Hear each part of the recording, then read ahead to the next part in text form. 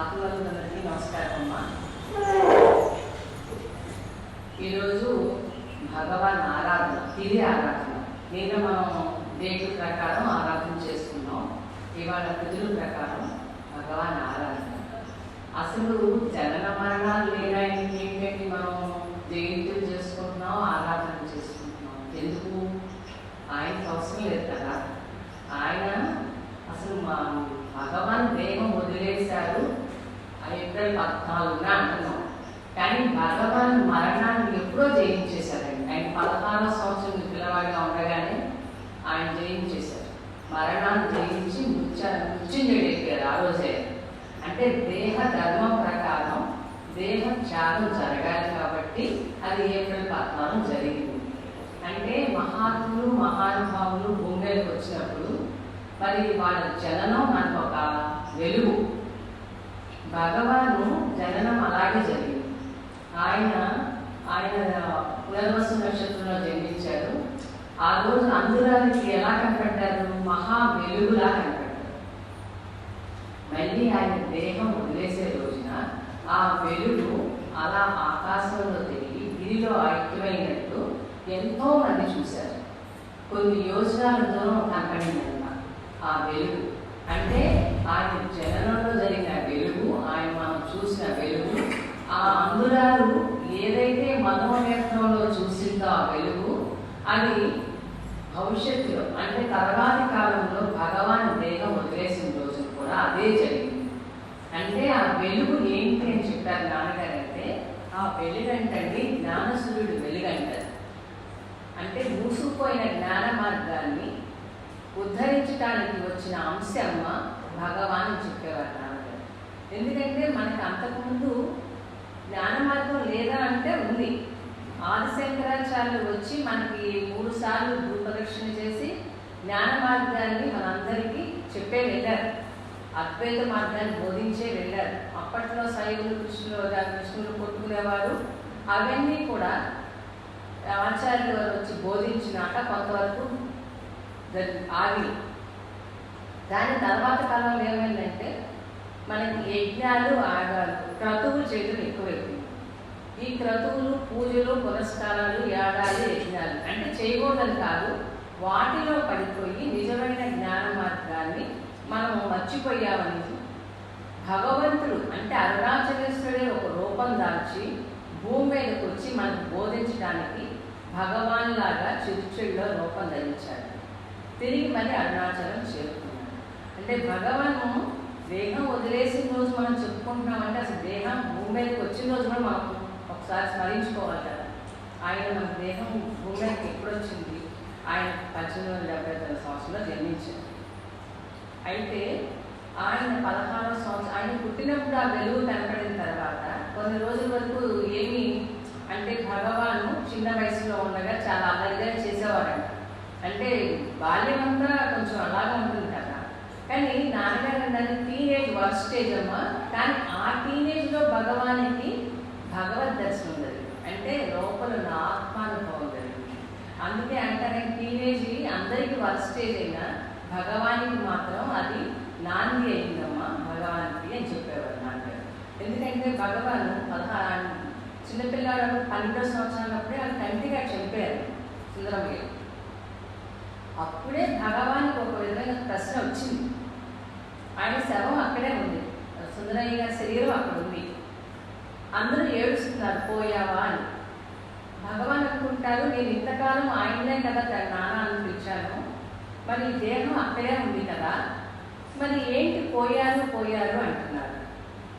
ఇది ఏంటి అంటే ఈ దేహానికి ప్రాణానికి సంబంధం లేదా, ఈ దేహం వేరా అని కొంచెం సందేహం వచ్చిందంట. ఏంటి ఇది అంటే. కానీ ఆయన తరచి చూడడం అంటే తరచి చూడటం అంటే అప్పటికి ఆ సమయం రా. తర్వాత ఒక బంధువు ద్వారా అయిన తర్వాత పెంతండ్రి గారి ఇంటికి వెళ్ళిపోయారు చదువు. ఎప్పుడైతే తండ్రి చనిపోయారో వాళ్ళు పెంతండ్రి గారు తీసుకెళ్ళారు. అక్కడికి వెళ్ళినప్పుడు అక్కడ ఉండగా ఆయనకి వృక్షానుభవం అక్కడ కలిగింది. కానీ ఆ లోపల ఏం జరిగిందంటే భగవాన్ నిద్ర ఎలా ఉండేదంట చెప్పారు నాన్నగారు. ఆయన నిద్రపోతే ఆయనకి ఎంతమంది వచ్చి శబ్దాలు చేసినా గొడవ చేసినా తీసుకెళ్ళి కొట్టి పడుకోబెట్టినా తెలిసేది కాదంట, అంత నిద్రపోయేవారంట. నాన్నగారు ఆ నిద్రని ఎలా వర్ణించారంటే అది యోగ నిద్రమ్మ అన్నారు. అది మామూలు నిద్ర కాదు, గాఢ నిద్ర కాదు, యోగ నిద్ర అన్నారు. అంటే యోగ నిద్ర అంటే ఆయనకి ఆ వయసులోనే ఆయన నిద్రావస్థలో ఆయన దేహం లేని స్థితిలో ఉండేవారు. దేహానికి ఏం తెలిసేది కాదంట. అది ఎలా తెలిసిందంటే ఒకరోజు వాళ్ళు ఏదో కార్యక్రమం నిమిత్తం పెళ్ళంటే వాళ్ళందరూ బయటకు వెళ్తే వచ్చి తలుపులు కొడుతుంటే తలుపులు తెరవట్లేదంట భగవాన్. ఈ పిల్లాడికి ఏమన్నా అయ్యిందేమో వీళ్ళందరికీ కంగారు పడ్డారు. కానీ తీరా అటువాళ్ళు ఇటువాళ్ళు వచ్చి గడి తీసి చూస్తే భగవాన్ ఇంకా నిద్రపోతూనే ఉన్నారంట. అంటే సామాన్యంగా మనందరూ నిద్రపోతే ఏ శబ్దానికి వేసిపోతాం కదా, కానీ భగవాన్ లెగవలేదంటే ఆయన నాన్నగారు అన్నది యోగ నిద్రమ్మ అని, అది మామూలు నిద్ర కాదు. అలా భగవానికి ఆ వయసులోనే ఆ నిద్రలో ఆ అనుభవం ఉండేది. తర్వాత ఒక బంధువు ద్వారా అరుణాచల స్మరణ చేశారు. అరుణాచలం అనేది తెలుగుకి వచ్చింది. ఆయన అన్నారు, ఆయన మాటలో భగవాన్ ఒకసారి చెప్పారంట, అరుణాచలం అంటే సాక్షాత్తు భగవంతుడనే భావం ఉండేదంట. సాక్షాత్తు భగవంతుడే, అరుణాచలం అంటే భగవంతుడు, అదే ఆయనకు ఆ భావం ఉండేది. ఒకరోజు వాళ్ళ బంధువులు, నేను స్కూల్కి వెళ్తుంటే బంధువులు ఎదురయ్యారు. ఎక్కడి నుంచి వస్తున్నారంటే అరుణాచలం అన్నారు. అరుణాచలం నుంచి మనుషులు రావడం ఏంటి, దేవుడి దగ్గర నుంచి మనిషి రావడం ఏంటి, అరుణాచలం అంటే భగవంతుడు కదా అని ఆయన సందేహం వచ్చింది. అప్పుడు ఆ బంధువు చెప్పాడంట, అరుణాచలం అనే క్షేత్రం పొంది నీకు తెలియదా, అక్కడున్న దేవుడి పేరు అరుణాచలేశ్వరుడు, ఆ గిరి అరుణగిరి, ఆ క్షేత్రం పేరు అరుణాచలం అని చెప్పారు. అరుణాచలమా అరుణాచలమా అరుణాచలమా లోపల నుంచి ఆయనకు ఒక స్ఫురణ వచ్చిందంటే అది ఏదో జన్మాంతర బంధం. ఆ జన్మాంతర బంధం ఆయన లోపల ఒక స్ఫురణ లాగా వచ్చింది, అపస్ఫురణగా వచ్చింది. ఆ తర్వాత భగవాన్ మాటలోనే చెప్పారనమాట, నేనంటూ చదివిన ఒక గ్రంథం ఏంటయ్యా అంటే ఉన్నది అదే 63 నయనాల యొక్క జీవిత చరిత్ర అంటే దాన్ని పేరేంటే పెరి పురాణం లాగా, అది మన పురాణం అంట, పెరి పురాణ పుస్తకం. అది కూడా ఎవరో తండ్రి గారికి స్నేహితులు ఇచ్చారంట. అది గూట్లో ఉంటే ఆ పుస్తకం తీసి చదవాలని దృష్టి వచ్చింది. అది చూసి చదవాలనిపించిందంట. ఆ 60 మంది నయనాలని కథలు చదివి మధుర మీనాక్షి గుడికి వెళ్ళేవారు. వెళ్ళి అమ్మ దగ్గర కూర్చుని, అమ్మ ఈ 63 నయనాల్లో ఒక్కనన్నా నేను అవ్వగలనా, ఇలా నేను ఒక్కనన్నా అవ్వగలనా అని ఏడ్చేవారంట. ఆయన షర్టు తడిచిపోయేదంట. అంటే ఆయనకు అప్పట్లోనే అంటే ఆ భక్తి చూడండి, ఆ టీనేజ్లో వచ్చిన భక్తి నిలబడిపోతుంది. నాన్నగారు అనేవారు, మన సిమెంట్ మీద ఒక అచ్చు పెట్టామని అచ్చు రుద్దామనుకోండి అలా నిలబడిపోతుంది. అలాగే టీనేజ్లో భక్తి కలిగితే అది అలా నిలబడిపోతుంది. అయితే ఆయన భక్తిగా అలా అమ్మ దగ్గర ఏడ్చేవారు.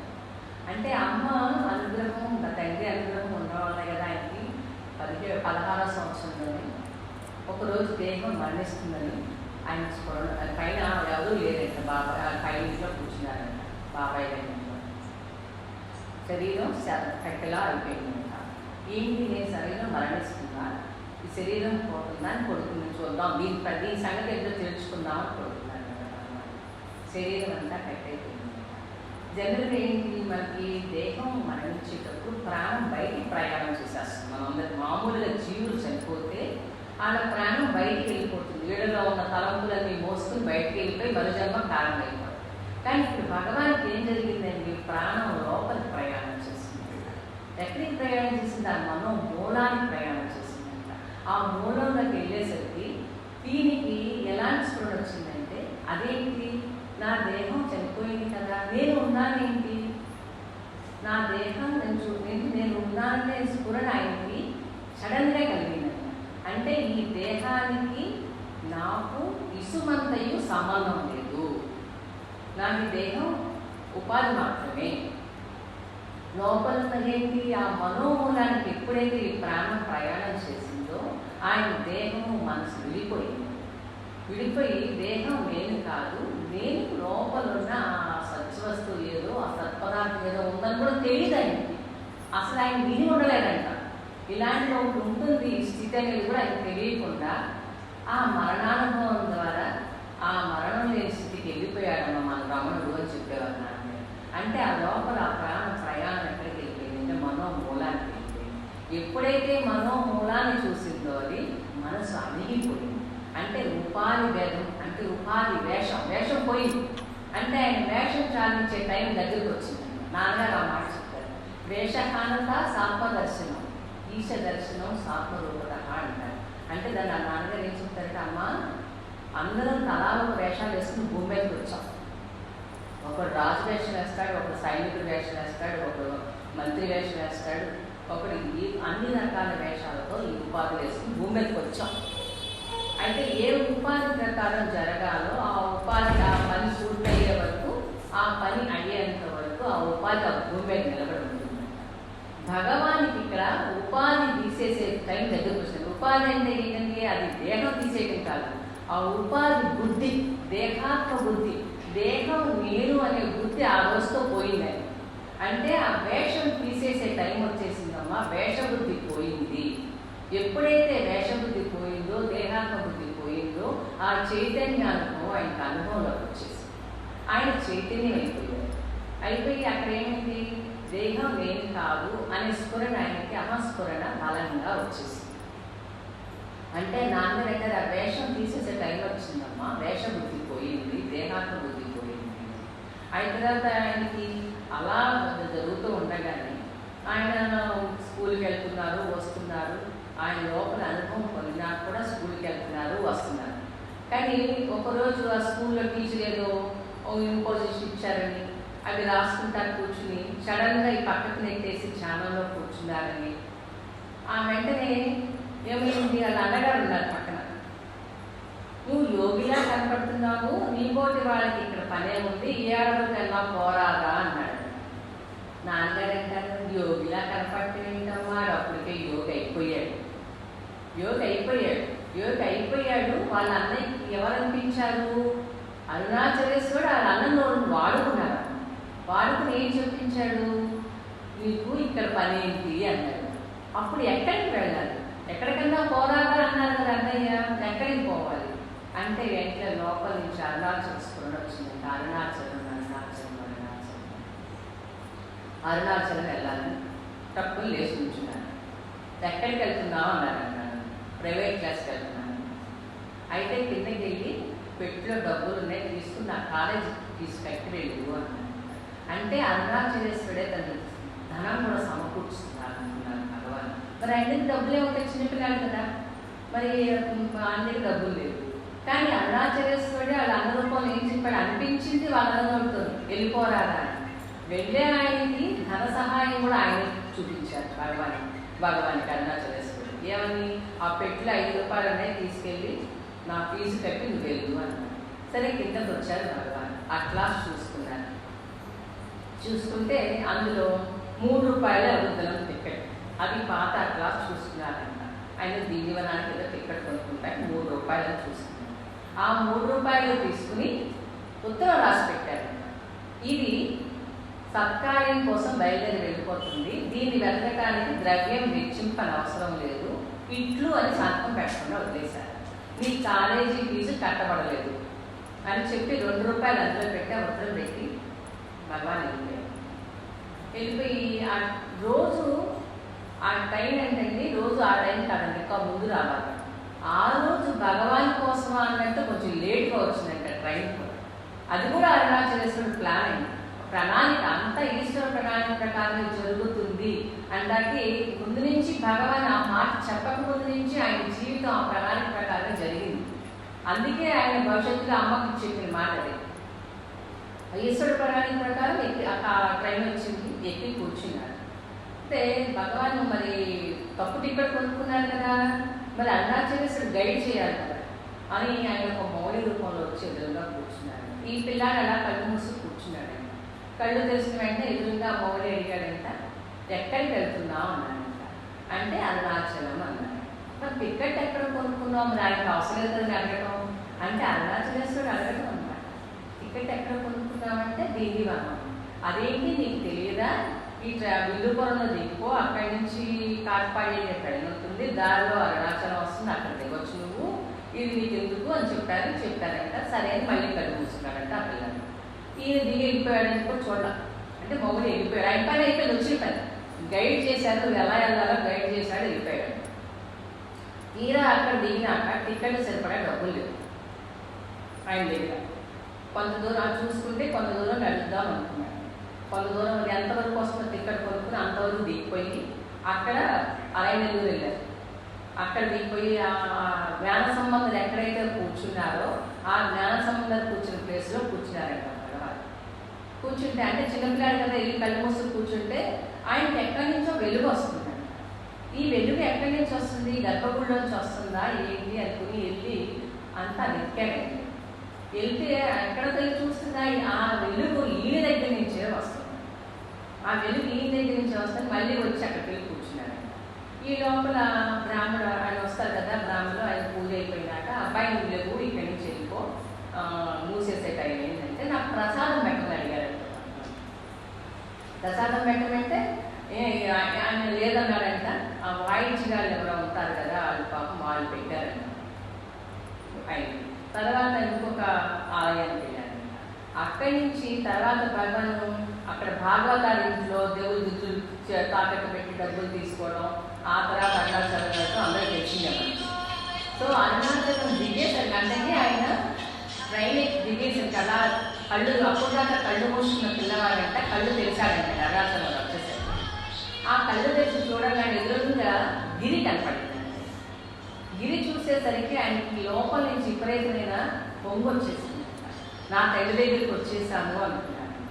ఆయన దిగిన వెంటనే ఏమంటే ఆ పిల్లాడు అదే మొదటిసారి రావడం అరుణాచలం. ఎవరు చెప్పారండి? పరిగెత్తుకుంటా పెద్ద గుడికి వెళ్ళిపోయాడంట, ఎవరిని అడగలేదంట. అంటే జన్మాంతర బంధం ఆయన ఎలా తీసుకెళ్ళింది చూడండి, అరుణాచలేశ్వరుడు గుడికి తీసుకెళ్ళింది. ఆ టయానికి ఏంటి, ఎప్పుడు అక్కడ ఉండే పూజారులు కూడా లేదంట, ఎవరు లేదంట, తలుపులు బాగా తెలుసుకున్నాయంట. అది కూడా ఈశ్వరుడు ప్రాణానికి ఆ అరుణాచలేశ్వరుడు కొడుకొస్తున్నాడు కదా ఆనందం, అలా ఓపెన్ చేసి పెట్టేశాడంట. ఈయన లోపలికి వెళ్ళి ఇలా వాటేసేసుకున్న లింగాన్ని, అప్ప నీ ఆజ్ఞ మేరకు వచ్చాను, ఇది నీది, నువ్వు ఎలా ఉపయోగించుకుంటావో నీ ఇష్టం అని సరెండర్ అయిపోయాను. భగవాను అరుణాచలం వెళ్ళిన మొదటి రోజునే అరుణాచలేశ్వర గుడికి వెళ్ళి ఆయనకి సరెండర్ అయిపోయారండి. ఇది నీది అని అప్పచెప్పేస్తున్నారు. మళ్ళీ గుడికి వెళ్ళలేదండి. ఆయన 54 సంవత్సరాలు అక్కడ ఉన్నా అక్కడ ఒక్కరోజు కూడా గుడికి వెళ్ళలేదండి. సమర్పణ అయిపోయాడు. అంటే ఆయన ఈయన వేరు కాదు. ఉపాధి బుద్ధి పోయింది కదండి, వేష బుద్ధి పోయింది కదండి, ఆయనకి దేహాభివృద్ధి పోయింది. ఉన్న చైతన్యం పరమాత్మలో ఉన్న చైతన్యం తనలో ఉన్న చైతన్యం ఒకటే కదా, ఇంకా వేరుగా ఏముంది? ఆయన వెళ్ళి అక్కడ సరెండర్ అయిపోయారు. అంటే శరణాగతి మనకు అందుకే గద్దెలా శరణాగతి అని చెప్పేవారు ఆచార్యుల వారు. ఆయన ఆ రోజు శరణాగతి అయిపోయారండి భగవాన్. వెళ్ళిన మొదటి రోజే అరుణాచలేశ్వరుడి దగ్గర శరణాగతి అయిపోయి తర్వాత బయటకు వచ్చేసరికి మరి ఆయన బయటకు అరుణాచలం వచ్చిన రోజునే అప్పటి వరకు చాలా కాలం వరకు అక్కడ వానలు లేవండి. సరే ఆయన బయటకు వచ్చినాక ఏం చేశారు, తన ఆ షర్ట్ తిప్పారు, కోసి పెట్టేస్తున్నారు, జంజం కూడా తీసి అందులో వేసేసారు నీళ్ళలో. అన్నీ అయిపోయినాక మరి ఇందులో క్షురకుడు వచ్చాడండి. నీకు శిరోమండలం చేయమంటావా అని అడిగాడు. ఓహో అరుణాచలేశ్వరుడు నా తండ్రి పంపించాడా అడిగిందంటే సరే అన్న.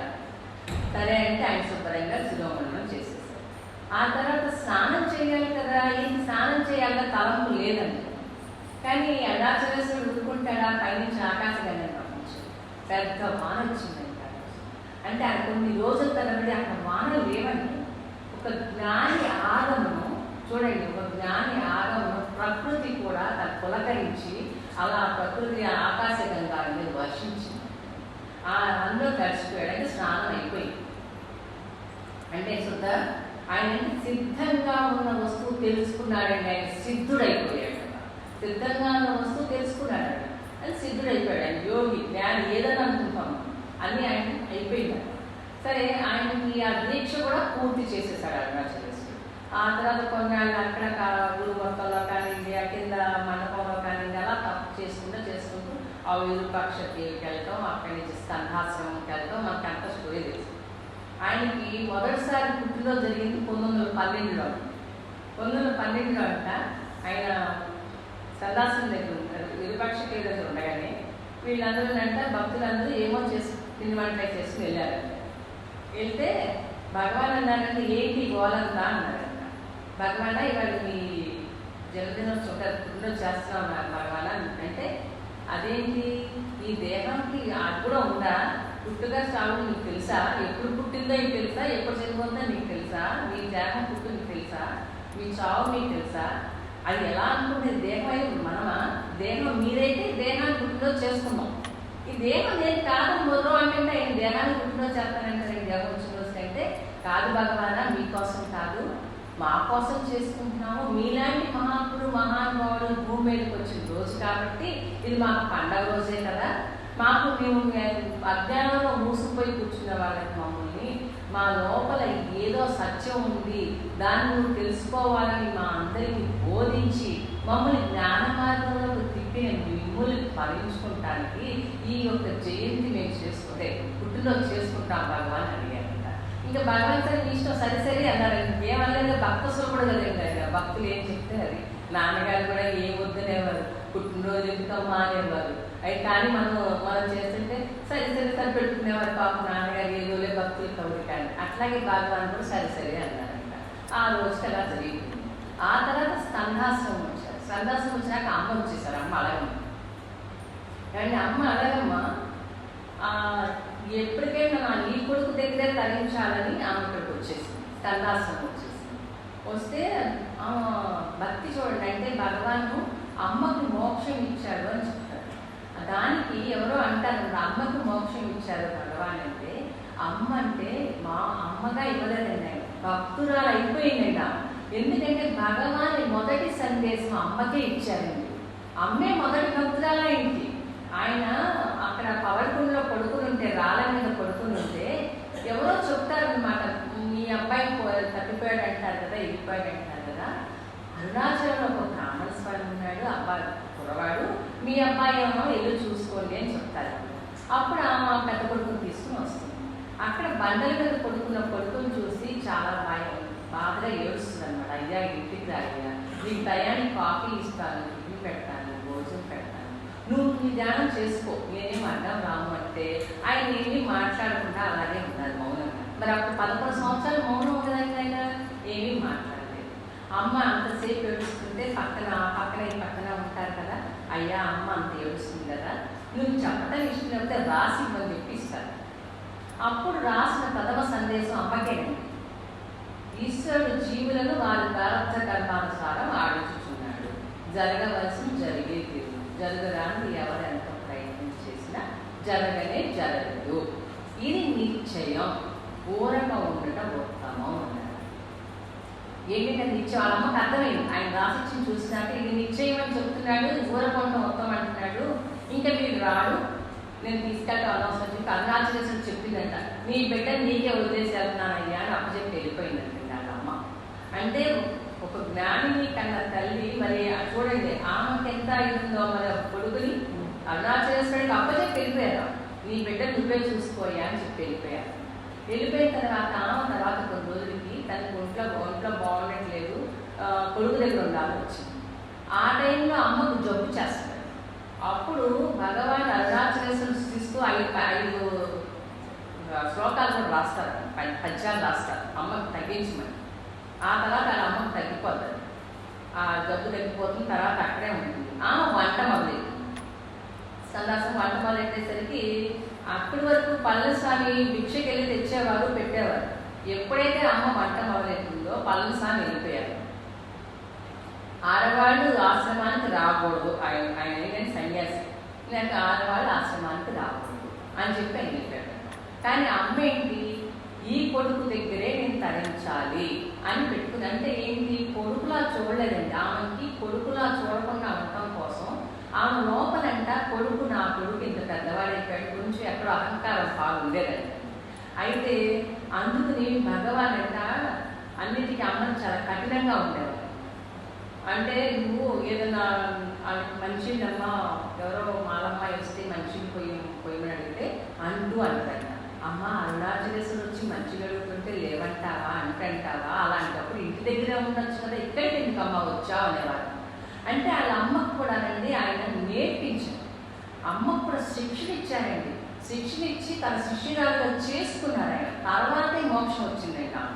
అంటే ఆమె పండిపోయింది. ఆమె మగ్గ పెట్టాడు. ఎలా అంటే నేను నీ కొడుకుని కాదు అని చూపించినటువంటి నిదర్శనం కూడా చూపించారంట. ఆ ఒక రోజు ఆమె చూస్తుండగానే భగవాన్ శరీరం అంతా చుట్టూ అలా పాములు చుట్టినట్టుగా అలా కనపడిందంట. ఆమె చూసి కంగారు పడిపోయిందంట. ఆ తర్వాత నమస్కారం పెట్టుకునేసరికి మళ్ళీ మామూలు రూపంలో ఉన్నాడంట. ఓహో నా కొడుకు అని నేను అనుకుంటున్నాను. నా కొడుకు సామాన్యం కాదు, ఈ సాక్షాత్ ఈశ్వరుడు అని చెప్పి ఆమె కూడా బలంగా నాటుకుపోయిందండి లోపల. అయితే కూతురు అలమేలు వచ్చి ఇల్లు కట్టుకున్నానమ్మా, గృహప్రసాద్ అమ్మని అడుగుతుందండి. అయితే ఏమంటుంది, అమ్మో నేను అక్కడికి వచ్చి పోతానేమో, నేను రాను, నేను ఇక్కడే ఉంటాను, ఏది చేసినా నాకు ఈ కొడుకే చెయ్యాలి అని చెప్పి రానంటారు.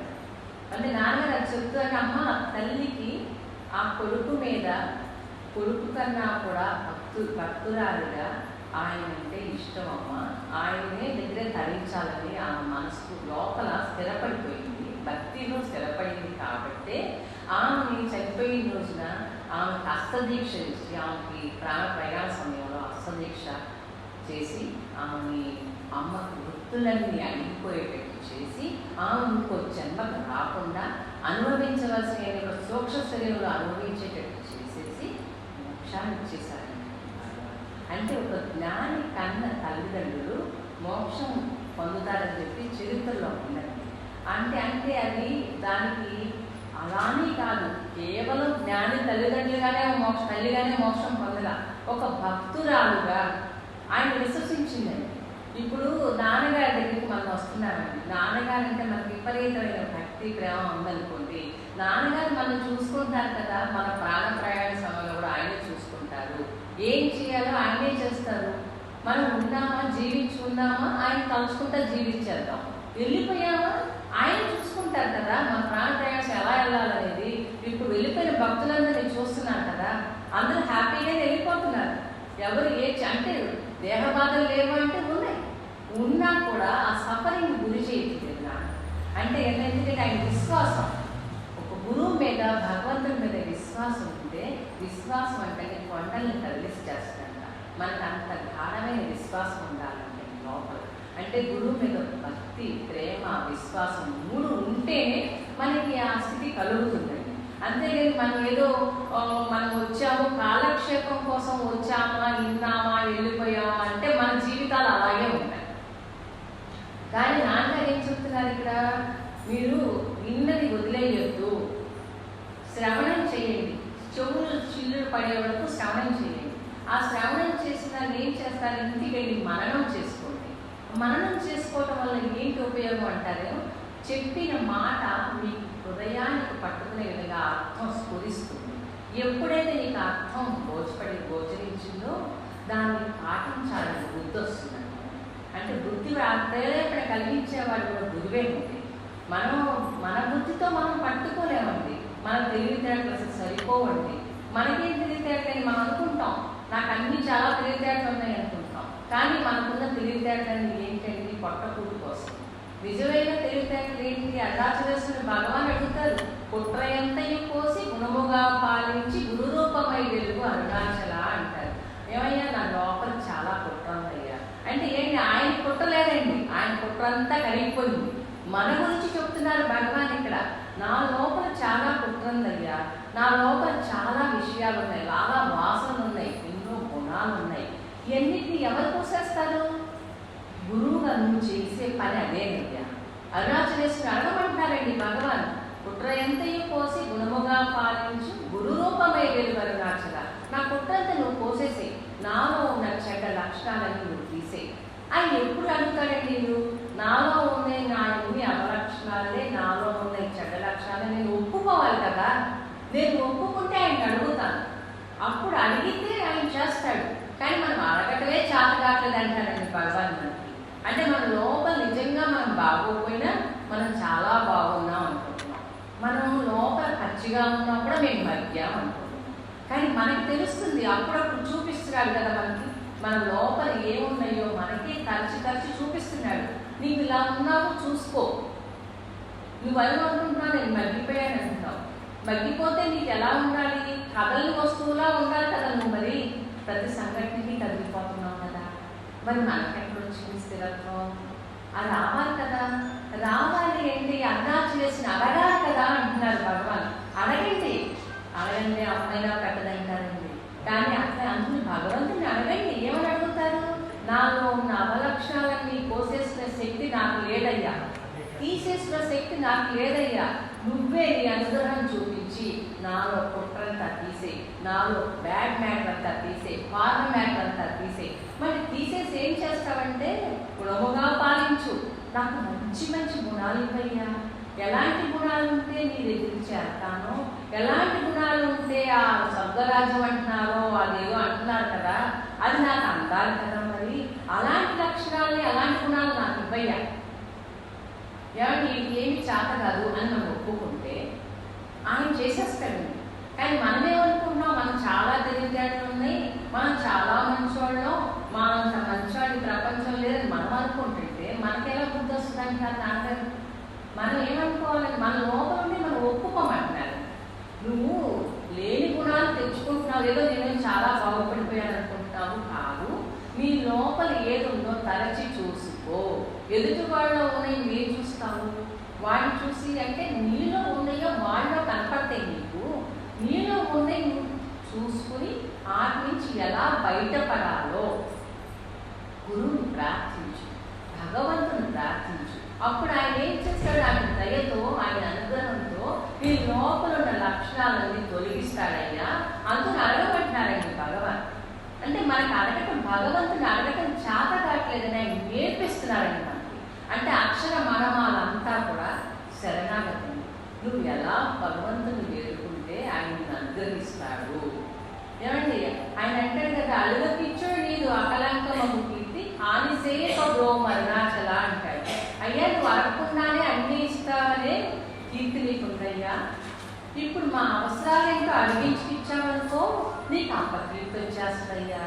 అందుకు నువ్వేం చేస్తావంటే నాతో అడిగించుకోబాబు, నా లోపల నువ్వు ఉన్నావు కదా, నాకు అత్యంత సమీపంగా నువ్వు ఉన్నావు కదా, నా లోపల ఏముందో నీకు తెలుసు. నాకు ఎప్పుడు ఏది అవసరమో, ఎప్పుడు ఏది కావాలో నీకన్నా బాగా తెలిసిన వాళ్ళు ఎవరున్నారయ్యా? నువ్వు నన్ను అనుగ్రహించి నా లోపల ఉన్నావు కదా, నాకు ఎప్పుడు ఏది అవసరమో నీకు తెలుసు కదా, నీకన్నా తెలిసిన వాళ్ళు ఎవరున్నారయ్యా? అరుణాచల. అందుకు నువ్వేం చేస్తావు? అన్ని అడిగించుకో బాబు. నన్ను ఎలా ఉంచుతావంటే నువ్వు ఏది ఇస్తే అది నాకు ప్రసాదం. నువ్వు ఎక్కడ ఉంచితే నేను అక్కడ ఉంటానయ్యా. నువ్వు ఏది ఇస్తే అది పెట్టుకుంటాను, నువ్వు ఏది ఇస్తే అది పెట్టుకుంటాను, నువ్వు ఎక్కడ ఉంచితే నేను అక్కడ ఉంటాను అని నువ్వు అలా నన్ను తయారు చెయ్యి. అడిగాననుకో, అడిగించుకుని ఇచ్చావని అప్పకీర్తి నీకు వచ్చేస్తుందయ్యా. నాతో అడిగించుకోవద్దు. ఏమండి మనకేమో గుడికి వెళ్తే అన్ని అన్నకాలే వచ్చు, మనకి అడగకుండా రాలేము. కానీ భగవాన్ ఏమంటున్నారు? అసలు అడగకుండానే అన్ని ఇచ్చేకి అది భగవంతుడు అయ్యా. ఆయన నువ్వు అడగకుండానే అన్ని ఇస్తాడు.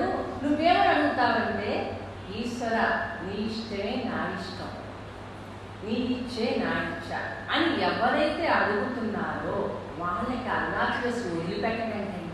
అంటే గుడికి వెళ్ళామండి, ఇన్ని కోరుకోకుండా అయ్యా నీ ప్రేమ చాలు, నీ మీద భక్తి చాలు, నీ పాదాల మీద భక్తి చాలు అడిగామనుకోండి, అప్పుడంటే అరుణాచలేశ్వరుడు టెన్షన్ వచ్చేస్తాడు. ఎందుకంటే అడిగితే అడిగింది ఇచ్చి సరిపెట్టే చదువుకుంటాడంట. అయ్యి బాబా ఇదేంటి అడగకుండా వెళ్ళిపోతున్నాడు అని బాగోగులని నేనే చూడాలి.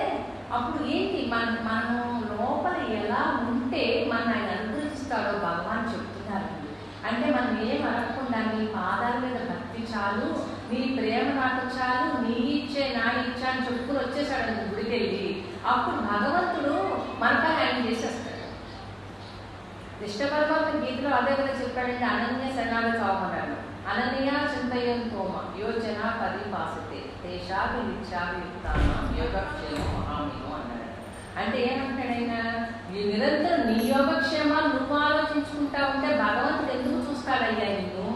నీ యోగక్షేమాలు కాదు, నువ్వు అనన్య శరణాగతితో అన్ని చింతన లేకుండా పరమాత్మనే చింతనలో పెట్టుకున్నావనుకో, నిరంతరం ఆయన పాదాలే ఆశ్రయించి ఉన్నావనుకో, నీకు ఎప్పుడు ఏది అవసరమో, నీకు ఏది సుఖమో సుఖమో, నీకు ఏది శాంతో అన్నీ ఇచ్చేసి చివరిలో మోక్షం కూడా ఇచ్చేస్తారంటే, మరి మనకి అలాంటి స్వామి మనకి అండగా ఉన్నప్పుడు మనం అడగటం ఎందుకు, కడగటం ఎందుకండి? మరి నాన్నగారు గారు కడగటాలు చేయకండి అమ్మా. వెళ్ళి భగవంతునికి నీ పాదాల మీద భక్తిని నాకు ప్రసాదించు. నువ్వు ఉన్నావు కదా, నువ్వు నా హృదయంలో అంతర్యామిగా ఉన్నావు కదా, నా లోపల ఏముందో నీకు తెలుస్తుంది కదా, నాకు ఏది అవసరమో నాతో అడిగించుకోకుండా నువ్వే ఇచ్చేవయ్యా, ఇంకా నాకు అడగాల్సిన పనే ఉందండి మనకి. కానీ మనం ఏమనుకుంటామంటే అడగకపోతే ఇవ్వలేమో, మనం భావం రాకపోతే ఆయన చేయలేమో అనుకుంటున్నాం. కానీ అన్నీ తెలిసిన ఆయనకి, ఈ సృష్టినంతా నియమించే ఈశ్వరుడికి మన లోపల ఏముందో తెలియదా అండి?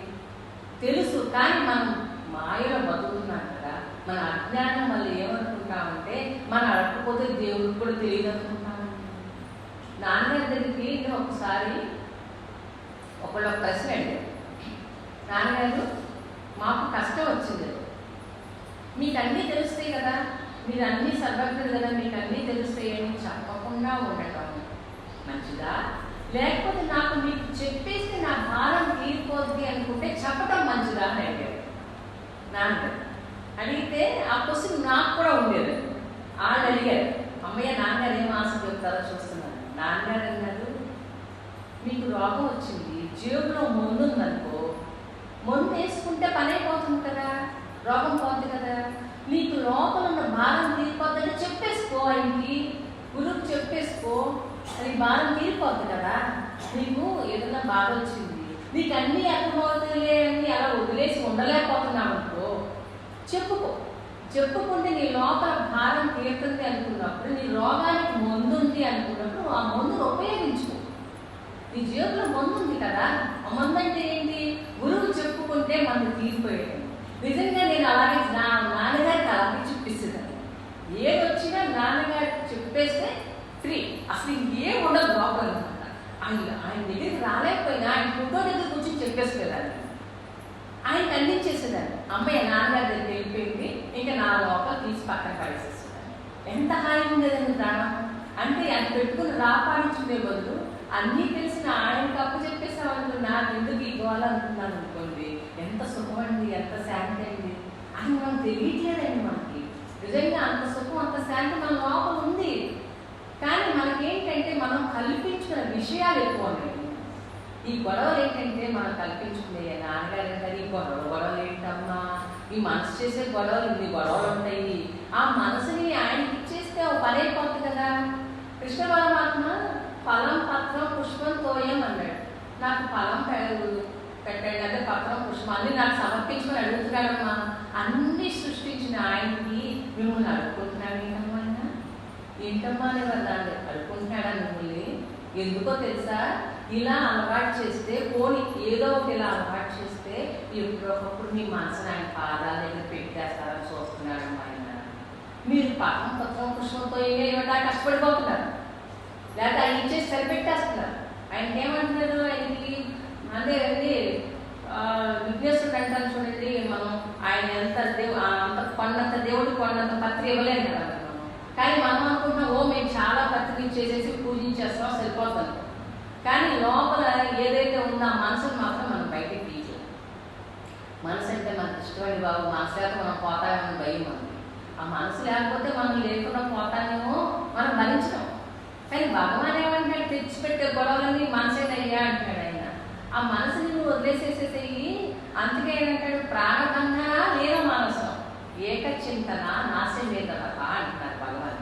ఏమంటున్నారు, ప్రాణాన్ని బంధించేటట్టు నువ్వు ఇప్పుడు ముక్కులో గాలి చూసుకుంటున్నారు కదా, ప్రాణాయామాలు చేస్తున్నారు కదా, ఆ ప్రాణాయామం చేతి ఎందుకయ్యా అంటే మనసును తాత్కాలికంగా ఆపుతున్నాను, దాన్ని నిగ్రహించుకోవడం కోసం ప్రాక్టీస్ చేస్తున్నాను. కానీ ఆ నిగ్రహించుకున్న తొట్టి పెట్టించిన కాసేపు ఎప్పుడో ఒక విజృంభిస్తుంది. అలా కాకుండా ఏకచింతన చేయటం వల్ల మనసు నాశనం అవుతుంది. నిరంతరం మనం ఏకచింతన చేయమంటారు.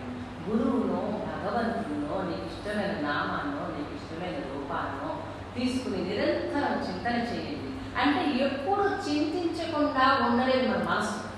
ఏదో ఒకటి చింతించడం దాని లక్షణం. అందుకు ఏది చింతించకుండా ఉండలేని ఆ మనసుని భగవంతునో గురువునో రూపాన్నో నామాన్నో చింతిస్తాం పెట్టుకుని పెట్టుకున్నాం అనుకో, అప్పుడు ఏమవుతుంది, మనసు చింతన ఎప్పుడు నిరంతరం ఏకచింతన మీద ఉండటం వల్ల విషయాలు దూరం అయిపోతాయి. విషయాల మీద పెట్టాం మన మనసుని. ఎందుకంటే ఏకచింతన చేస్తున్నాం కదా. అక్కడ ఏకచింతన అంటే నిరంతరం గురువు నామాన్ని, రూపాన్ని, భగవంతుని నామాన్ని ఏదో ఒకటి పెట్టుకున్నాం. ఎందుకంటే మనకి మన మనసు ఎప్పుడు చెల్లిస్తా ఉంటుంది. దీన్ని చెల్లించే మనసుని ఏనుగు కూడా అంతేనండి. ఏనుగు తొండం దాని తొండానికి గొలిసేసి కట్టారంట. ఎందుకంటే అది కట్టింది కదలకుండా. మన మనసు కూడా అలాంటి ఏనుగు లాంటిది. దాన్ని ఎవరు కట్టేయమంటారు? గురువుకో నామానికో భగవంతుని నామానికో కట్టేయండి. కట్టేస్తే అది ఆగుతుందట. ఎప్పుడు నిదానంగా ఎప్పుడైతే ఏకచింతన చేస్తున్నామో నిదానంగా మనసు నాశనమైంది. ఎప్పుడైతే మనసు నాశనమైందో ఆ లోపల ఉన్న సుఖం, శాంతి మనకు అనుభవంలో వచ్చేస్తుంది. అందుకు ఏమంటారని మనకే ఉపయోగం, మనకి లాభం ఏంటంటే మనం ఆనందంగా ఉండొచ్చు. ఇప్పుడు ఏంటి గొడవలతో ఈ మనసు చేసే గొడవలతో కొట్టుకుపోతున్నాం కదా. ఈ మనసుని ఆయనకు అప్పచెప్పేశామనుకో, ఆ మనసుని ఆ ఏకచింతన మీద పెట్టేశామనుకో, నిదానంగా మనసు నాశనం అయిపోయి. అంటే నాన్నగారు ఒకసారి ఈ మాట చెప్తారు, ఆ ఇజ్రాయిల్ గారికి చెప్తారు ఈ మాట. ఆయన అడిగారు, నాన్నగారు నాకు ఉపాసన చేసుకోవాలని ఉంది, ఎలా చేసుకోమంటారు అంటే ఆయన అన్నారు, నాన్నగారు ఏమంటే అగ్నిని చూసుకోండి, లేదా భగవాన్ని చూసుకోండి, లేదా అరుణాచలేశ్వరుని తీసుకోండి, ఏదో ఒక నామం తీసుకుని ఉపాసన చేసుకోండి అంటే ఆయన అన్నారు, నాన్నగారు నాకు మీ రూపమే నిలబడుతుందండి నా మనసు అన్నాడు. అలాగండి, అయితే సరేనండి అని మాట అన్నారండి. నా రూపం అబద్ధమే, మీ రూపం అబద్ధమే. ముళ్ళుతోనే తీసేయాలి కదా. సరే, మీ రూపనామాలు దాటడం కోసం నా రూపాన్ని ఉపయోగించుకుని ఎప్పుడైతే మీ రూపనామాలు దాటిపోయి నా రూపం మీద మీ మనసు నిలబడుతుందో ఆ తర్వాత ఆ రూపం కూడా పడిపోతుంది. అరూపం లోపల అంటే రెండు ఏకమైపోతే ఉన్నది ఏంటండి, ఆయనకి మనకి ఆధారంగా ఉన్న చైతన్యమే కదా. దేవుడికి జీవుడికి ఉన్నది ఆధారం ఏంటి? చైతన్యమే కదా. ఆ ఎప్పుడైతే ఈ రెండు పక్కకి వెళ్ళిపోయి ఉన్న చైతన్యం అనుభవంలోకి వచ్చేస్తుంది. మీ రూపనామాలు దాని దాటి నా రూపాన్ని పెట్టుకుంటానంటున్నారు. ముళ్ళుతోనే తీసేయాలి కదా, తీసుకోండి. అది ఎంతవరకు అంటే మీ రూపనామాలు దాటే వరకే అది. ఆ తర్వాత అది కూడా వెళ్ళిపోతుంది, అది కూడా కలిసిపోతుంది. అంటే ఒకటైపోతారు. భక్తుడు భగవంతుడు వేరుగా అనిపించినా అది తర్వాత భక్తుడి వేరు మనసు భగవంతుడు ఎప్పుడైతే లీనమైపోతుందో ఈ రెండు ఒకటైపోయినప్పుడు ఇంకేముంటుందండి అక్కడ? వేరు బుద్ధి పోయినాక, భేద బుద్ధి పోయినాక, దేహ బుద్ధి పోయినాక ఇంకేముంటుందండి? ఉన్నది ఒకటే చైతన్యం. ఆ చైతన్యం మీకు అనుభవంలోకి వచ్చేస్తుంది అని చెప్తున్నారు భగవాన్. అంటే ఆ చైతన్య అనుభవంలోకి తెచ్చుకోవడం కోసమే భగవాన్ 108 దివ్య లక్షణం రాశారు. 30 దివ్యలు ఉపదేశాలు రాశారు. ఉపదేశాలను కూడా అంతా కండి మొత్తం గీతాసారం. ఉపదేశాలు మొత్తం గీతాసారం పెట్టేశారు నాన్నగారు. అంటే కర్మయోగం ఏంటి, భక్తి యోగం, జ్ఞాన యోగం అన్నీ పెట్టేశారు. ఏదో ఒక యోగం ధరించాలి కదండి మానవుడు. అంటే ఏదో ఒకటి పట్టుకో. ఈ మూడింటిని లేదా 3 వేరువేరుగా కాదు, భగవాన్ సమన్వయం చేశారు. కర్మయోగాన్ని, భక్తి యోగాన్ని, జ్ఞాన యోగాన్ని సమన్వయం చేసుకుంటా 30 దివ్యలు రాశారు. ఆ మొదటి 15 దివ్యలు ఏంటంటే ఆయన పూర్వం అన్ని చెప్పిన గ్రంథాల నుంచి క్రోడీకరించి ఈ ఉపదేశాలని ఆ 15 రాశారు. మిగతా 15 ఏంటంటే భగవాన్ హృదయం అండి. ఆయన లోపల ఏదైతే పొందారో అది పరిచేశారండి మన దగ్గర. అంటే ఆయన ఏదైతే అయ్యి ఉన్నారో, ఏ వస్తువైతే తాను అయ్యి ఉన్నారో, ఏ ఆనందంలో ఆయన ఓడలాడుతున్నారో అదంతా మనకు పరిచేశారండి. జ్ఞానగంగా అన్నారు నాన్నగారు. ఆకాశగంగమ్మ అన్నారు. ఆ మిగతా 15 శ్లోకాలు ఆకాశగంగ అంటే. ముందు 15 శ్లోకాలు మనం పురాణాలను ఉపయోగించి, ఆ గీతను ఉపయోగించి, ఆ క్రోడీకరించి రాశారంట. కర్మయోగం, భక్తి యోగం, జ్ఞానయోగం. ఈ మిగతా 15 శ్లోకాలు ఆయన హృదయాన్ని పెట్టేశారు. అందుకే ఆయన చెప్తారు, దృశ్యవారితం చిత్తమాత్మన, చిత్త దర్శనం, తత్వ దర్శనం అంటారు. ఏంటండి? దృశ్యాలు అంటే మనసు పరుగులు పెట్టండి. మన మనసు ఎప్పుడు దృశ్యాలు కంటూ చూసిన దగ్గరికి వెళ్ళా, చూపెళ్ళిన దగ్గరికి వెళ్ళా, మనసు వెళ్ళకూడదమ్మా అని వాళ్ళు ఆడతారు. కానీ మనకేంటి? చూసిన ప్రతి వెనకాల మన మనసు పరుగులు తీస్తుంది. దృశ్యవారితం చిత్తమాత్మన. కానీ అది మీరు వారించమంటారు. మనసుని వారించండి. దృశ్యాల వైపు వెళ్లకుండా మనసును వారించి ఎక్కడైతే మూలం ఉందో అక్కడే పంపించడానికి ఉపసంహరించండి మీ మనసుని అంటారు. ఎలా చెప్తామండి? దాన్ని ఆపడం. అందుకే ఏం చేయమంటారు ఆయన, మీరు ఎప్పుడైతే ఆ దృశ్యం మీ కంటికి కనపడుతుందో ఆ దృశ్యం కనపడటానికి ఏది ఆధారంగా ఉంది, లోపల ఉన్న చైతన్యం ఆధారంగా ఈ గోడాలు చూస్తున్నాం. లేకపోతే కంటికి చూసే శక్తి లేదండి, ఆ చైతన్యం ఆధారంగానే ఈ గోడాలు చూస్తున్నాయి, చెవులు వింటున్నాయి, నోరు మాట్లాడుతుంది. ఇవన్నీ ఎక్కడి నుంచి వస్తుంది, ఆధారం ఏంటి? అందుకే నువ్వు మనసును ఆ చిత్తాన్ని ఆ దృశ్యవారితం దృశ్యాలను చూసిన వెంటనే మనసు పడిపోకుండా దాని వెంట ఈ రెండింటికి ఆధారంగా ఏం జరుగుతుంది, లోపల మూలం ఏంటి, ఏ మూలాన్ని బట్టి మనం చూడగలుగుతున్నాం, ఈ దృశ్యం చూడటానికి కారణం ఏంటి, లోపల ఉన్న చైతన్యం కదా అని లోపలికి తిప్పమంటారు. మనసును బయటికి వెళ్ళనీయకుండా నీ లోపలికి తిప్పితే ఏమవుతుంది, ఉపసంహరించి లోపలికి పంపించామనుకో దాని మూలాన్ని చూసిన వెంటనే అది పడిపోతుంది. మనసు ఎప్పుడైతే దాని మూలాన్ని చూసిందో అది పడిపోతాయి. అప్పుడు మనసు లేని స్థితికి వెళ్ళిపోతావు. అప్పుడు తత్వం నీకు దర్శనం అవుతుందయ్యా. ఎప్పుడైతే చిత్తాన్ని శోధిస్తావో అప్పుడు నీకు తత్వం దర్శనం అవుతుంది. తత్వం అంటే ఏంటి, నేనే. ఆ నేను నీ లోపల నిజమైన నేను నీకు అక్కడ దృశ్యంగా అక్కడ వ్యక్తమవుతుంది. దృశ్యం అంటే ఈ దృశ్యం కాదండి, బయట చూసే కళతో చూసే దృశ్యం కాకుండా లోపల నీకు లోపల చైతన్యానుభవం కలుగుతుంది అని చెప్తున్నాను. ఆ దృశ్యాల యొక్క పరుగులు తీపాకు. ఈ దృశ్యాన్ని చూడటానికి ఆధారమైన శక్తి యొక్క నీ లోపల ఉంది కదా, ఆ శక్తి దగ్గరికి ఉపసంహరించి మనసుని లోపలికి మళ్ళించమంటారు. లోపలికి పంపిస్తే ఆ మనోమూలాన్ని చూసిన వెంటనే మనసు కాలిపోతాయ్యా జారిపోతాయ్యా. అప్పుడు ఈ లోపల ఉన్న అనుభవం, ఆ చైతన్య అనుభవంలో నేను తానుగా నీకు వ్యక్తమవుతుంది అంటున్నారు. నేను తత్వం అంటే ఏది, తత్వం నేనే. మనందరం నేను అంటున్నాం. ఆ నేను మనమేనండి. ఈ దేహగతమైన నేను మనం కాదు అంటున్నారు. మనకి ఇక్కడ కన్ఫ్యూషన్ అవుతుంది. ఈ నేను మనం కాదు కదా, లోపల నేను రెండేళ్ళు ఉన్నాయా అని అంటున్నాం. రెండేళ్ళు ఉన్నాయంటే మనకి మాయ ఉన్నంత కాలం, అంటే దేహాత్మ బుద్ధి ఉన్నంత కాలం రెండు ఉన్నాయి. బయట ఉంది మనకి దేహాత్మ బుద్ధి ఉన్నంత కాలం బయట ఉంది. ఎప్పుడైతే వేషబుద్ధి పోతుందో, వేషహానత సాత్వ దర్శనం, ఈశ దర్శనం సాత్వ రూపకత అంటారంటే ఆ ఉపాధి బుద్ధి పోయిందో, వేషబుద్ధి పోయిందో మనకి అప్పుడు కానీ దేహాత్మబుద్ధి పోతేనే కానీ ఆ లోపల సత్యం నీకు కనపడయ్యా అంటున్నాడు. అందుకని ఏమంటారు భగవాను, నువ్వు ఎన్నిటికీ ఆధారంగా ఏదైతే ఉందో ఆ ఆధారం ఏంటో మీరు లోపల పంపించి చూసుకోండి. మీ మనసుని మనోమూలంలోకి ఉపసంహరించండి. అహమయంకుతో భవతి చిన్వత ఐకతచ్చిహం నిజ విచారణం. ఆ వెతకవయ్యా ఎతుకు, ఆ అహంకారం ఎక్కడి నుంచి పుడుతుంది ఎతుకవయ్యా, మూలాన్ని ఎతుకు. నీకు నేను అంటున్నాక తెల్లారు లేస్తే ఈ నేనే అహంకారమైన నేను. ఈ నేను ఎక్కడి నుంచి పుడుతుందో ఆ నేను మూలానికి నువ్వు పంపిస్తే ఈ నేను అణిగిపోయి నిజమైన నేను నీకు తానుగా వ్యక్తమవుతుందయ్యా అని చెప్తున్నారండి భగవాన్. అంటే ఆ నేను తెలుసుకుంటాకే మనం ఈ భూమి మీదకి వచ్చామంట. ఈ నేనుతో మనం కప్పగది రేఖాడు కాదు, గుప్పిగది రేఖాడు కాదంట. ఈ నేనుతో మనం ఏంటంటే ఈ నేనుతో దేహాత్మతో తాదాత్మ్యం అంట. ఈ తాదాత్మ్యం ఎప్పుడైతే వదులుతుందో లోపలున్న ఆత్మతో, లోపలున్న సత్వస్తువుతో, లోపలున్న చైతన్యంతో మనం తాదాత్మ్యం పొందాలి. ఆ తాదాత్మ్యం రావాలంటే ఈ తాదాత్మ్యం పోవాలండి. ఈ దేహంతో ఉన్న తాదాత్మ్యం పోవాలి. ఇది పోవాలి అంటే మనం ఏం చేయాలి, ఇది రూపనామాలకి అతీతంగా ఈ చైతన్యం ఎవరైతే అనుభవంలో ఉందో గురువునో భగవంతునో అరుణాచలేశ్వరునో ఆధారంగా పెట్టుకుని మనం వాళ్ళని ఆ రూపాన్నో నామాన్నో ఆధారంగా పెట్టుకుంటే ఇవాళ కాకపోతే రేపైనా మన రూపం దానం వాళ్ళు దాటి వెళ్ళిపోతాం కదండి. అంటే టైం పట్టచ్చు. నాన్నగారు అంటారు, అమ్మ ఇవాళ చెట్టేస్తే ఇప్పుడు విత్తనం వేసామనుకోమ్మా మొక్క వచ్చింది అని చెప్పి కాయలు అంటే టైం పడుతుంది కదా. భక్తి మీరు అనుకుంటే ఆ భక్తి మీరు ఇప్పుడు ఎలా ఉంది, మన పిండిలా ఉందండి మన భక్తి. మన పిండిలా ఉన్న భక్తిని మన చెట్టు వృక్షం అయిపోవాలన్న, కదిలించలేనట్టుగా తయారవ్వాలండి.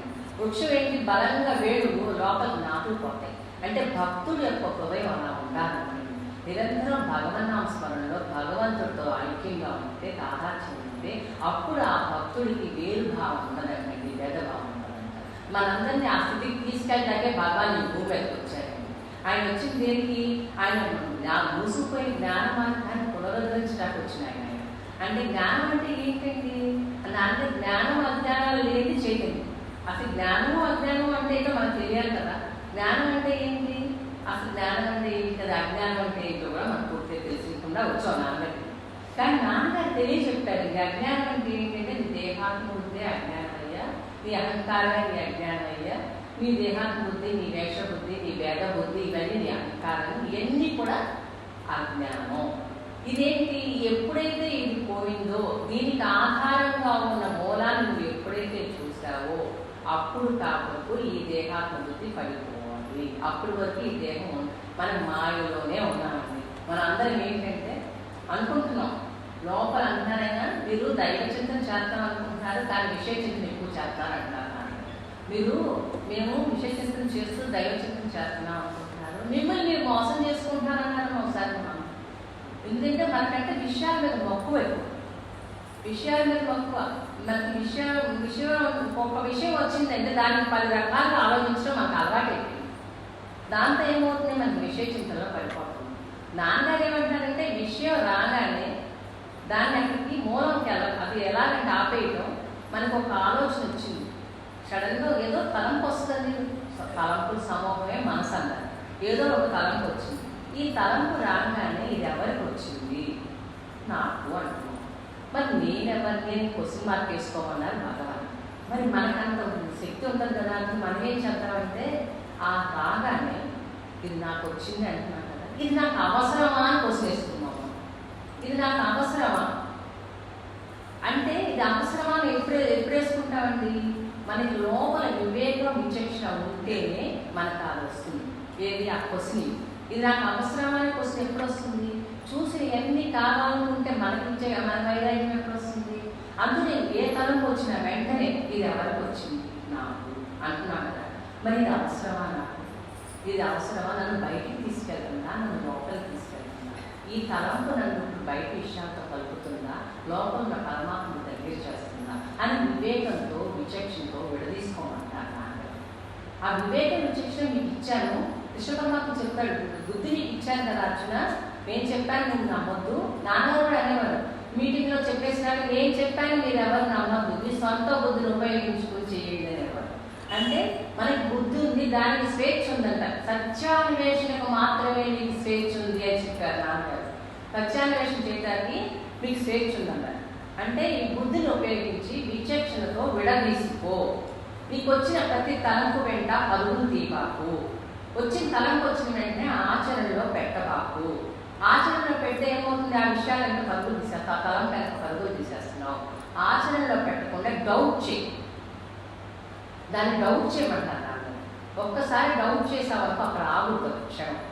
ఆగినప్పుడంట లోపల ఉన్న విచక్షణ మేల్కొంటుందంట. అది కూడా ఎవరు చేస్తారండి? లోపల గురువు మేల్కొల్పుతాడు. ఎప్పుడైతే వీళ్ళు క్వశ్చనింగ్ వేసుకున్నారో, డౌట్ చేశారో, అప్పుడు లోపల ఉన్న గురువు వీడి విచక్షణ మేల్కొల్పుతాడు. ఆ విచక్షణ ద్వారా వివేకంతో ఉపయోగించుకుని విడదీసుకుని అది నీకు అవసరమో కాదో. అవసరం అనుకోండి, మనకి అవసరాలు ఉంటాయి, కోరికలు ఉంటాయి. ఇది కోరిక అనుకుంటే కట్ చేసేస్తాడు. అవసరం అంటే మనతో చేయిస్తాడు. ఆ పని చేయటం నీకు అవసరం అనుకోండి, అది నీకు ఉపయోగపడే పని అయితే ఆయన చేయిస్తాడు. లేదా విచక్షణ మనకి లోపల విచక్షణ మేల్కొంటుంది కదా, దాని ద్వారా ఉపయోగించుకుని మనల్ని విడదీసుకోమంటారు. అంటే ఇవన్నీ ఎక్కడి నుంచి వచ్చినాయి? అన్ని పరమాత్మ, అన్ని మనో చిత్త అహంకారాలు ఎన్ని మనసే, అన్నీ అయ్యే. దాని కాకపోతే ఒక్కొక్క టైంలో ఒక్కొక్కలాగా ప్రవర్తిస్తుంది. ఒక్కోసారి అహంకారంలాగా అంటారు, ఒక్కోసారి దానికి ఏంటంటే దానికి లోపల మనసు లోపల దిగింది అనుకోండి, కొంచెం అక్కడ లోపల ఉన్న చైతన్యం కాస్త తాలూకు మీద కొంచెం వచ్చింది అనుకోండి, అప్పుడు ఆలోచన మొదలెడుతుంది. లేదంటే మనసు బయటే ఉంటుంది. ఎప్పుడు మనసుని మనం లోపలికి పంపించాం. వృత్తస్థలే మనక స్వస్థత క్రియ భక్తి యోగ బోధాచ నిత్యం అంటారు భగవాన్. ఏం చెప్తున్నారు? అన్ని యోగాలు సాగలేదయ్యా. ఏంటంటే నీ మనసుని తీసుకెళ్ళి హృదయ స్థానంలో ఉంచు అంటున్నారు. హృదయ స్థానం ఉంచాలి అంటే మనసుని హృదయ స్థానంలో ఉంచడం అంటే అంత ఈజీ కాదండి. మనకి అంతసేపు మనసు బయటకు వెళ్తుంది కానీ లోపలికి వెళ్ళమంటే ఎందుకు వెళ్తుందండి? కానీ గురువు యొక్క అనుగ్రహం, భగవంతుడి యొక్క అనుగ్రహం, నిరంతరం భగవత్ స్మరణ చేస్తున్నాం అనుకోండి, ఆయన ఏం చేస్తాడంటే ఈ మనసుని నిదానంగా లోపల గుంజుతూ ఉంటాడు. అంటే లోపల గురువు గుంజుకుంటాడు, బయట గురువు తోస్తుంటాడు. నాన్నగా చెప్తారు పుల్లు పురుషు పురుషు పుల్లు అని చెప్తా ఉంటాడు. బయట గురువు మనకి లోపల నెట్టుతూ ఉంటాడు, లోపల గురువు లాక్కుంటా ఉంటాడు. అంటే మనం మనసుని ఎప్పటికప్పుడు దాని మూలంలోకి వెళ్ళటం కోసం ఆ మనసునే ఉపయోగించుకోవాలి. మళ్ళీ మనం దాన్ని వేరే మనసుని తీసుకుని హృదయ స్థానంలో పెట్టమంటున్నారు. దాన్ని బయటికి వెళ్ళకుండా హృదయ స్థానంలో పెడితే ఆ హృదయంలో ఉన్న ఆనందం చైతన్యం మీకు అర్థమవుతుంది. ఎందుకంటే మనసులో అన్ని గుణాలు ఉన్నాయి, వాసనలు ఉన్నాయి, విషయాలు ఉన్నాయి. కానీ హృదయ స్థానంలో ఏముంది? చైతన్యం. ఆ చైతన్యంలో ఏ వాసనలు లేవు, ఏ గుణాలు లేవు, ఏ వికారాలు లేవు. ఆ వికారాలు లేని అక్కడ తీసుకెళ్ళి మనసుని పెట్టయ్యా. అప్పుడు ఏమవుతుందంటే క్రమంగా ఈ మనసు అంట ఆత్మాకారం చెందుతుందండి. మన మనసు ఆత్మ అయిపోతుంది. అంటే ఇది మనసు కాదు, ఎక్కడి నుంచి వచ్చిందండి మనసు? మనకు మనసు ఎక్కడ పుట్టిన ప్లేస్ ఏంటి? ఆత్మ నుంచే అన్నీ వచ్చినాయి మనకి. ఆత్మే కదా పుట్టుస్తాను. మన మనసు కావనండి, ప్రాణాన్ని కావనండి, మన మనసే ఆత్మే పుట్టుస్తాను. కాబట్టి మనసుని ఎప్పుడైతే హృదయ స్థానంలో పెట్టావో అది ఆత్మాకారం చెంది ఆత్మలో లయమైపోతుందయ్యా. అందుకు నువ్వు ప్రయత్నం చేయవు, అట్లీస్ట్ ప్రయత్నం చేయమంటారు నాన్నగారు. రుతుస్థలే మనక స్వస్థత క్రియ భక్తి యోగ బోధాచన. అంటే భక్తి యోగం ఎన్ని యోగాల సారం యొక్క అన్ని యోగాల సారం ఏంటయ్యా అంటే నీ మనసును తీసుకెళ్ళి నీ హృదయంలో ఉంచటమే. ఇదే అన్ని యోగాల సారం అంటున్నారు. అన్ని ఉంచడం అంటే ఎలా ఉంచుతాం? మరి మనకి మనసు ఎలా చేస్తే బయట కూడా విషయాలు మనసు ఉంచాలంటే ఏంటి అంటే మనకి విషయం తెలిసి ఉండాలి. మన గురువు చెప్పారు కాబట్టి, అంటే ఎంతో కొంత మనకు విజ్ఞాసం ఉంది కాబట్టి మన గురువు చెప్పిన మాట మన హృదయంలో నిలబడాలి. అంటే ఆయన ఏం చెప్పారు? దేహం నువ్వు కాదు, మనసు నువ్వు కాదు, నువ్వు ఆత్మని అని చెప్తున్నారు. కానీ మనకు అనుభవంలో ఏముంది? దేహం ఉంది, మనసు ఉంది. కానీ ఈ రెండింటిని ఉపయోగించుకుని ఆత్మ దగ్గరికి చేరుకుంటానికి ప్రయత్నం చేయమంటారు నాన్నగారు. మీ మనసును ఉపయోగించుకుని ఆ మనోమూలానికి వెళ్ళడానికి ప్రయత్నం చేయండి. మనం ప్రయత్నం చేస్తే ఏంటంటే మనకి ఒక్క అడిగేస్తే లోపల 19 నెలలు లాడేసుకుంటారు, సిద్ధంగా ఉన్నాడని చెప్తున్నారు. ఆ ఒక్కడు మన వేదం. ఎలాంటి గురువు మాటలు ఉపయోగించుకుంటాం. ఆయన మనకి ఇన్ని సంవత్సరాలు బోధించింది అదే కదండి. అంటే మరి భగవాను ఇంత బోధించారు కదా భగవాన్. వంటింట్లో కూడా అందరికీ ఎప్పుడు బోధనండి. వంటింట్లో కూడా అంట కూర ఉడుకుతున్నప్పుడు మూత పెట్టకుండా వండుతుంటే మూత పెట్టమనేవారు. మూత పెడితే అణిగి లోపల మగ్గుతుంది కూర. మన మనసు కూడా మూత వేయమన్నారండి భగవాన్. ఆ మూత వేస్తే కనుక లోపల మనం మగ్గుతాం. మన మనసు మూత వేయం, మనం అన్ని వచ్చిన మూత వేస్తాం లేదు. కానీ మన మనసు మూత ఏమంటారు భగవాన్. అక్కడ అంత సూత్రం చెప్పారు. ప్రతి పనిలోనూ వంటింట్లో ఏ పని చేస్తున్నావో ఏదో ఒక సాధన అంటే సాధన మాట చెప్పేసేవాడు. ఇదిగో ఈ మూత పెట్టడం వల్ల కూర ఎలా మగ్గుతుందో నీ మనసుకు మూత వేస్తే నువ్వు కూడా మగ్గుతావు అని చెప్పాను. ఒక రోజు ఏంటంటే భగవాన్ వంటింట్లో ఏదో కొబ్బులు పుతున్నారు. సంపూర్ణం వెళ్ళి ఎప్పుడు భగవాన్ ఇవ్వరంట, బండ పనులు ఆడవాళ్ళకి ఇవ్వరంట. కానీ ఆమె వెళ్ళి ఆ స్వామి రుపుతానికి తీసుకొని చెప్పి ఆయన వెళ్ళారు. వెళ్ళి తర్వాత ఆ గుమ్మడికాయ పులుసు ఏదో ఉడుకుతుందంట. అది వచ్చి కాళ్ళు బొట్ట మీద పడింది భగవాన్. బట్టలు పడితే బొబ్బ వచ్చింది. ఈమె వచ్చేసరికి పప్పు రుబ్బుని తీసుకుని వచ్చిన చూసరికి భగవాన్ కాళ్ళ మీద బొబ్బ కనపడింది. అదేంటి భగవాన్ అంటే అప్పుడు అనుకుందంట స్వామి అదే ఆ పని నాకు అప్పచెప్పి ఈ పని మీరు నాకు చాలా కష్టమైన పని. అది కొత్త ఉడుకుతుందంట. గుమ్మడికాయ చిందించి పడిందంట భగవాన్ కాళ్ళ మీద. ఇలా బొబ్బ వచ్చింది. మర్నాడు రోజు శాంతం అడిగిందంట భగవాన్ ఏంటంటే ఉంగరం చేయించుకున్నారే అన్నారంటారు. ఈ గోచికాయ ఉంగరం కూడా అన్నదంట శాంతం. అంత బాగుండేవారండి. వంటింటి అందరూ వేస్తారండి. భగవాన్కి ఏంటంటే కిచెన్ క్యాబినెట్. ఈ ఆడవాళ్ళందరూ కూడా కిచెన్ క్యాబినెట్ నాన్నే వెళ్ళేవారు. హైదరాబాద్ కొంతమంది భక్తులలో కూర్చుంటే మాత్రం కిచెన్ క్యాబినెట్లు అమ్మ అనేవారు. నాకు కొంతమంది అని చెప్పేవారు అనమాట. భగవాన్కి ఇలా కిచెన్ క్యాబినెట్ ఉండేదమ్మా. ఆయన అట్లా కిచెన్లో చుట్టూ కూర్చోబెట్టిన ఆడవాళ్ళందరికీ వాచ్ చేశారు. ఆయన దగ్గరికి వచ్చిన వాళ్ళందరూ కూడా చాలా మంది భర్త పోయింది ఎదవలేని అప్పట్లో చిన్న వయసులో పెళ్లిళ్ళు చేసేవారు కదా. భర్తలు పోయిన వాళ్ళందరూ ఆయన దగ్గరికి వచ్చి ఆయన దగ్గర జ్ఞానం పొందారండి. మొత్తం అందరూ అక్కడికి చేరారు. అంటే ఆయన ఎలా చేర్చుకున్నారు. వాళ్ళందరినీ తరింప చేయాలనుకున్నారు కాబట్టి వాళ్ళందరూ ఆయన దగ్గర చాలా వెళ్ళారండి. ఎవరికి మనమందరం వచ్చాము అంటే మన తెలివితేటలు కాదండి, నాన్నగారు చేర్చుకున్నారు కాబట్టి రాగలిగాం. భగవాన్ వాళ్ళందరి మీద అలా ప్రేమ చూపించేవారంట. అయితే ప్రతి దాంట్లో బోధించే భగవాన్ అందరిలోనూ సమంగా చూడండి, అందరినీ సమబుద్ధితో ఉండండి, భక్తులు భగవంతుడు వేరు కాదు, భగవాన్ ఎలా చూస్తున్నారో అందరిని ఎలాగో చూడమనేవారంట భగవాన్. అంటే వీళ్ళేంటి భగవాన్ స్పెషల్గా చూడాలి లేదంటే వీళ్ళకి ఏదో వడ్డిస్తా ఉంటే భగవానుడు ఒప్పుకునేవాళ్ళ, ఈయనకి ఎక్కువ వడ్డించి ఒకళ్ళు తక్కువ వడ్డిస్తే ఒప్పుకునేవాళ్ళ. ఒక రోజు ఏదో మజ్జిగ పులిసిపోయింది అంటే 2 రోజులు మజ్జిగ పులిసిపోయింది. సుబ్బమ్మ గారి కథలో మజ్జిగ పులిసిపోతే భగవాన్ మజ్జిగ తాగరాడు, చిన్న గిన్నెలో ఎవరో తోడుపెట్టి తెచ్చిచ్చారు. అది చక్కగా చేసి భగవాన్ ఒక్కరికే పోసిందంటే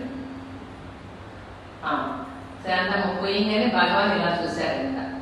ఇంకా ఆమెకి గుళ్ళంతా మంటలంటండి, కాలిపోయిన మంటలంట, ఒళ్ళు వెళ్ళిపోయిందంట. అక్కడి నుంచి మన్నాడు వచ్చే వరకు ఆమె మంటలు తగ్గలేదంటండి. మన్నాడు మంటలు వస్తే ఆమె చెప్పిందంట, శాంతమ్మ చెప్పిందంట పక్కన ఒకడు ఉండాలి అక్కడ సంపూర్ణంతో, అమ్మ చెప్పువా భగవాన్కి, నేను ఏదో పొరపాటు చేశాను భగవానా నన్ను క్షమించమని. నువ్వే చెప్పుకో, నేను చెప్పడం ఏంటంటున్నావు, కాదు నువ్వు చెప్పండి.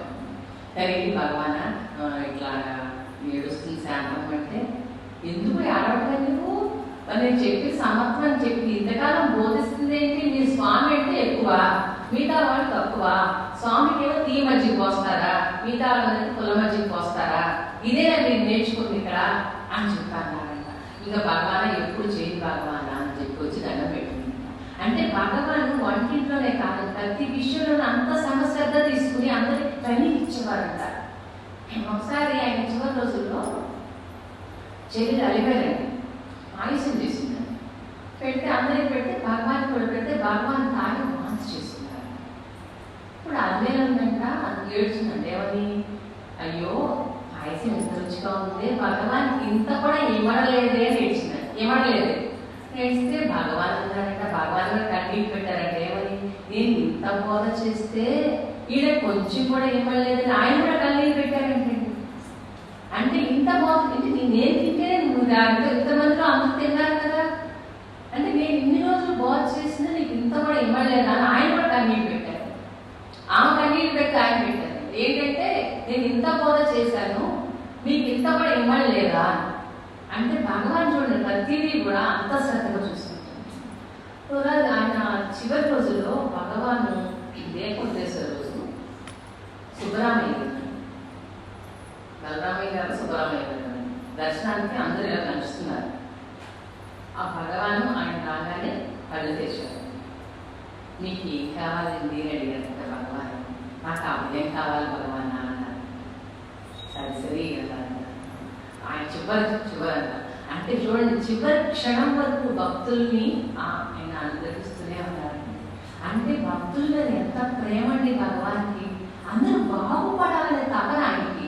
ఏంటి వీళ్ళందరూ దేహాత్మతో కొట్టుకుపోతున్నారు, మనసు చేసిన మాయలో పడిపోతున్నారు, ప్రపంచ మాయలో కొట్టుకుపోతున్నారు, వీళ్ళందరికీ అసలు ఒట్టుకు తీసుకురావాలి అని భగవాన్ విశ్వప్రయత్నం అనుకుంటా.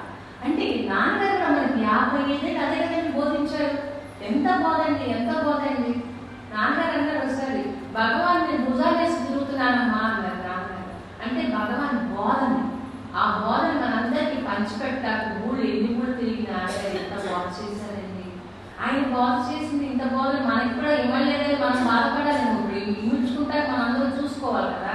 నాన్నగారు కూడా అన్నారు ఒకసారి అండి, పబ్లిక్ మీటింగ్లోనే అన్నారు, నేను చెప్తుంది మీకు అర్థం కావట్లేదని నాకు తెలుస్తుంది, అయినా కూడా నేను ఎందుకు చెప్తున్నాను అంటారేమో, చెప్పడం నా విధి నా ధర్మం అంటారు. ఆయన విధేంటండి అంటే రమ్మని అనలేదే వచ్చి నా బంతివ్వ గరకు నీ తల మీద అరుణాచల అంటారు భగవాన్. అరుణాచలేశ్వరుడా నేనేమి నేను పిలవలేదయ్యా, నువ్వే నన్ను పిలుచుకున్నావు కదా, ఇప్పుడు తీరా నేను ఇక్కడికి వచ్చినాక నా బరువు బాధ్యతలన్నీ నీయేనయ్యా, నా యోగక్షేమాలని నువ్వే చూడాలి, ఇది నీ తల ఇదయ్యా అంటున్నాడు. నాన్నగారు కూడా మనం అందరూ అలాగే చెప్పేశామండి. మనందరూ నాన్నగారు తీసుకొచ్చి లాక్కొచ్చారు. మనకు నాన్నగారు ఎక్కడారు మనకేం తెలిసండి, ఆయన తీసుకొచ్చి ఇక్కడ కూర్చోబెట్టుకున్నారు. ఇప్పుడు ఆయన ఏంటి మన యోగక్షేమాలను ఆయనే తీసుకున్నారు కాబట్టే, ఆ విధిగా పెట్టుకున్నారు కాబట్టే మనం బాగు చేయాలి, అనుక్షణం తప్పించారండి. మనందరికీ అంతే అన్నది. మీకు అర్థమైనా అర్థం కాక ఎందుకు చెప్తున్నానంటే నాకు చెప్పడం నా విధి అన్నారు. మీకు అర్థం కాక నాకు అర్థమవుతుంది అన్నారు నాకు. కానీ మనం మొద్దులో శుద్ధలం రాలం. గోడలో కూడా చదువు చెప్పారండి ఆయన నాకు. మనం గోడలు అంటే అందరికీ చదువు చెప్పేశారు. ఏమంటే అందరూ మంచి ఆడవాళ్ళందరికీ ఏం తెలుసండి? భగవాన్ దగ్గరికి వచ్చే వాళ్ళందరూ కూడా వాళ్ళే, ఆడవాళ్ళే ఎక్కువ, వంటింటి ఆడవాళ్ళే. వాళ్ళకి తెలిసిన వాళ్ళకి ఏం లేదు, వాళ్ళకి ప్రపంచం తెలియదు, ఏ లోపం తెలియదు. వాళ్ళకి తెలిసింది ఒకసారి భగవాన్ లోపమే అని చూసుకున్నారు. భగవాన్ దగ్గరే ఉండేవాడు. ఎంతసేపు భగవాన్ చుట్టూనే కూర్చునేవాడు. ఆయన పని అయిపోయింది ఆయన అనేవాడు. పని చేస్తున్నంతసేపు మాతో సహచర్యులా ఉండేవారు. పని అయిపోగానే ఆయన కృష్ణమూర్తి అనిపించేది మా పని. అంటే ఆయన అక్కడ కూర్చున్నారా, భగవాన్ అక్కడ చక్కెర ఉండేది కదా ఆయన సోఫా, అక్కడికి వెళ్ళి కూర్చున్నారా, మాకు ఆయన చక్రవర్తిలా కనపడేవారు అనేవారు. మాతో ఉన్నంతసేపు మాతో పాటు సహచర్యులా పనిచేసేవారు. పని అయిపోయినాక ఇలా అక్కడ కూర్చున్నారా, ఆయన చూడంగానే మాకు ఏమనిపించింది? చక్రవర్తి అనిపించేది. మమ్మల్ని అందరినీ పాలించడం కొంచెం చక్రవర్తి అనిపించేది అని చెప్తున్నాను. అంటే మన నాన్నగారు కూడా మన అలాగే పాలించడానికి వచ్చారండి. భగవాన్ ఎలాగా ఇంతమంది అంతమంది భగవాన్ మనకి ఎంతమందిని తరింపజేశారండి. ఒక దేశం వాళ్ళ అసలు ఆయన దేశాలకి ఇక్కడి నుంచి వస్తారు భక్తులు, ఎక్కడికి వెళ్ళాల. ఒక భగవాన్ని ఒక క్వశ్చన్ అడుగుతాడు. భగవాన్ మీరేమి బోధించట్లేదు, ఎక్కడికి వెళ్ళట్లేదు, మీరు ఇక్కడే ఉంటున్నారు, మరి అందరికీ అందొద్దా అని అడుగుతారు. ఆహా నువ్వు అలా అనుకుంటున్నావా, నువ్వు డిసైడ్ అయిపోయావు కదా, నీకేమి చేయట్లేదని నువ్వు డిసైడ్ అయిపోయావు. కానీ అది ఫ్యాన్ స్పీడ్గా తిరుగుతున్నప్పుడు దాని రెక్కలు కనపడతాయిగా, కనపడవు కదా. అలాగే ఈ ధ్యానం చేసే పని కంటే కనపడతాను.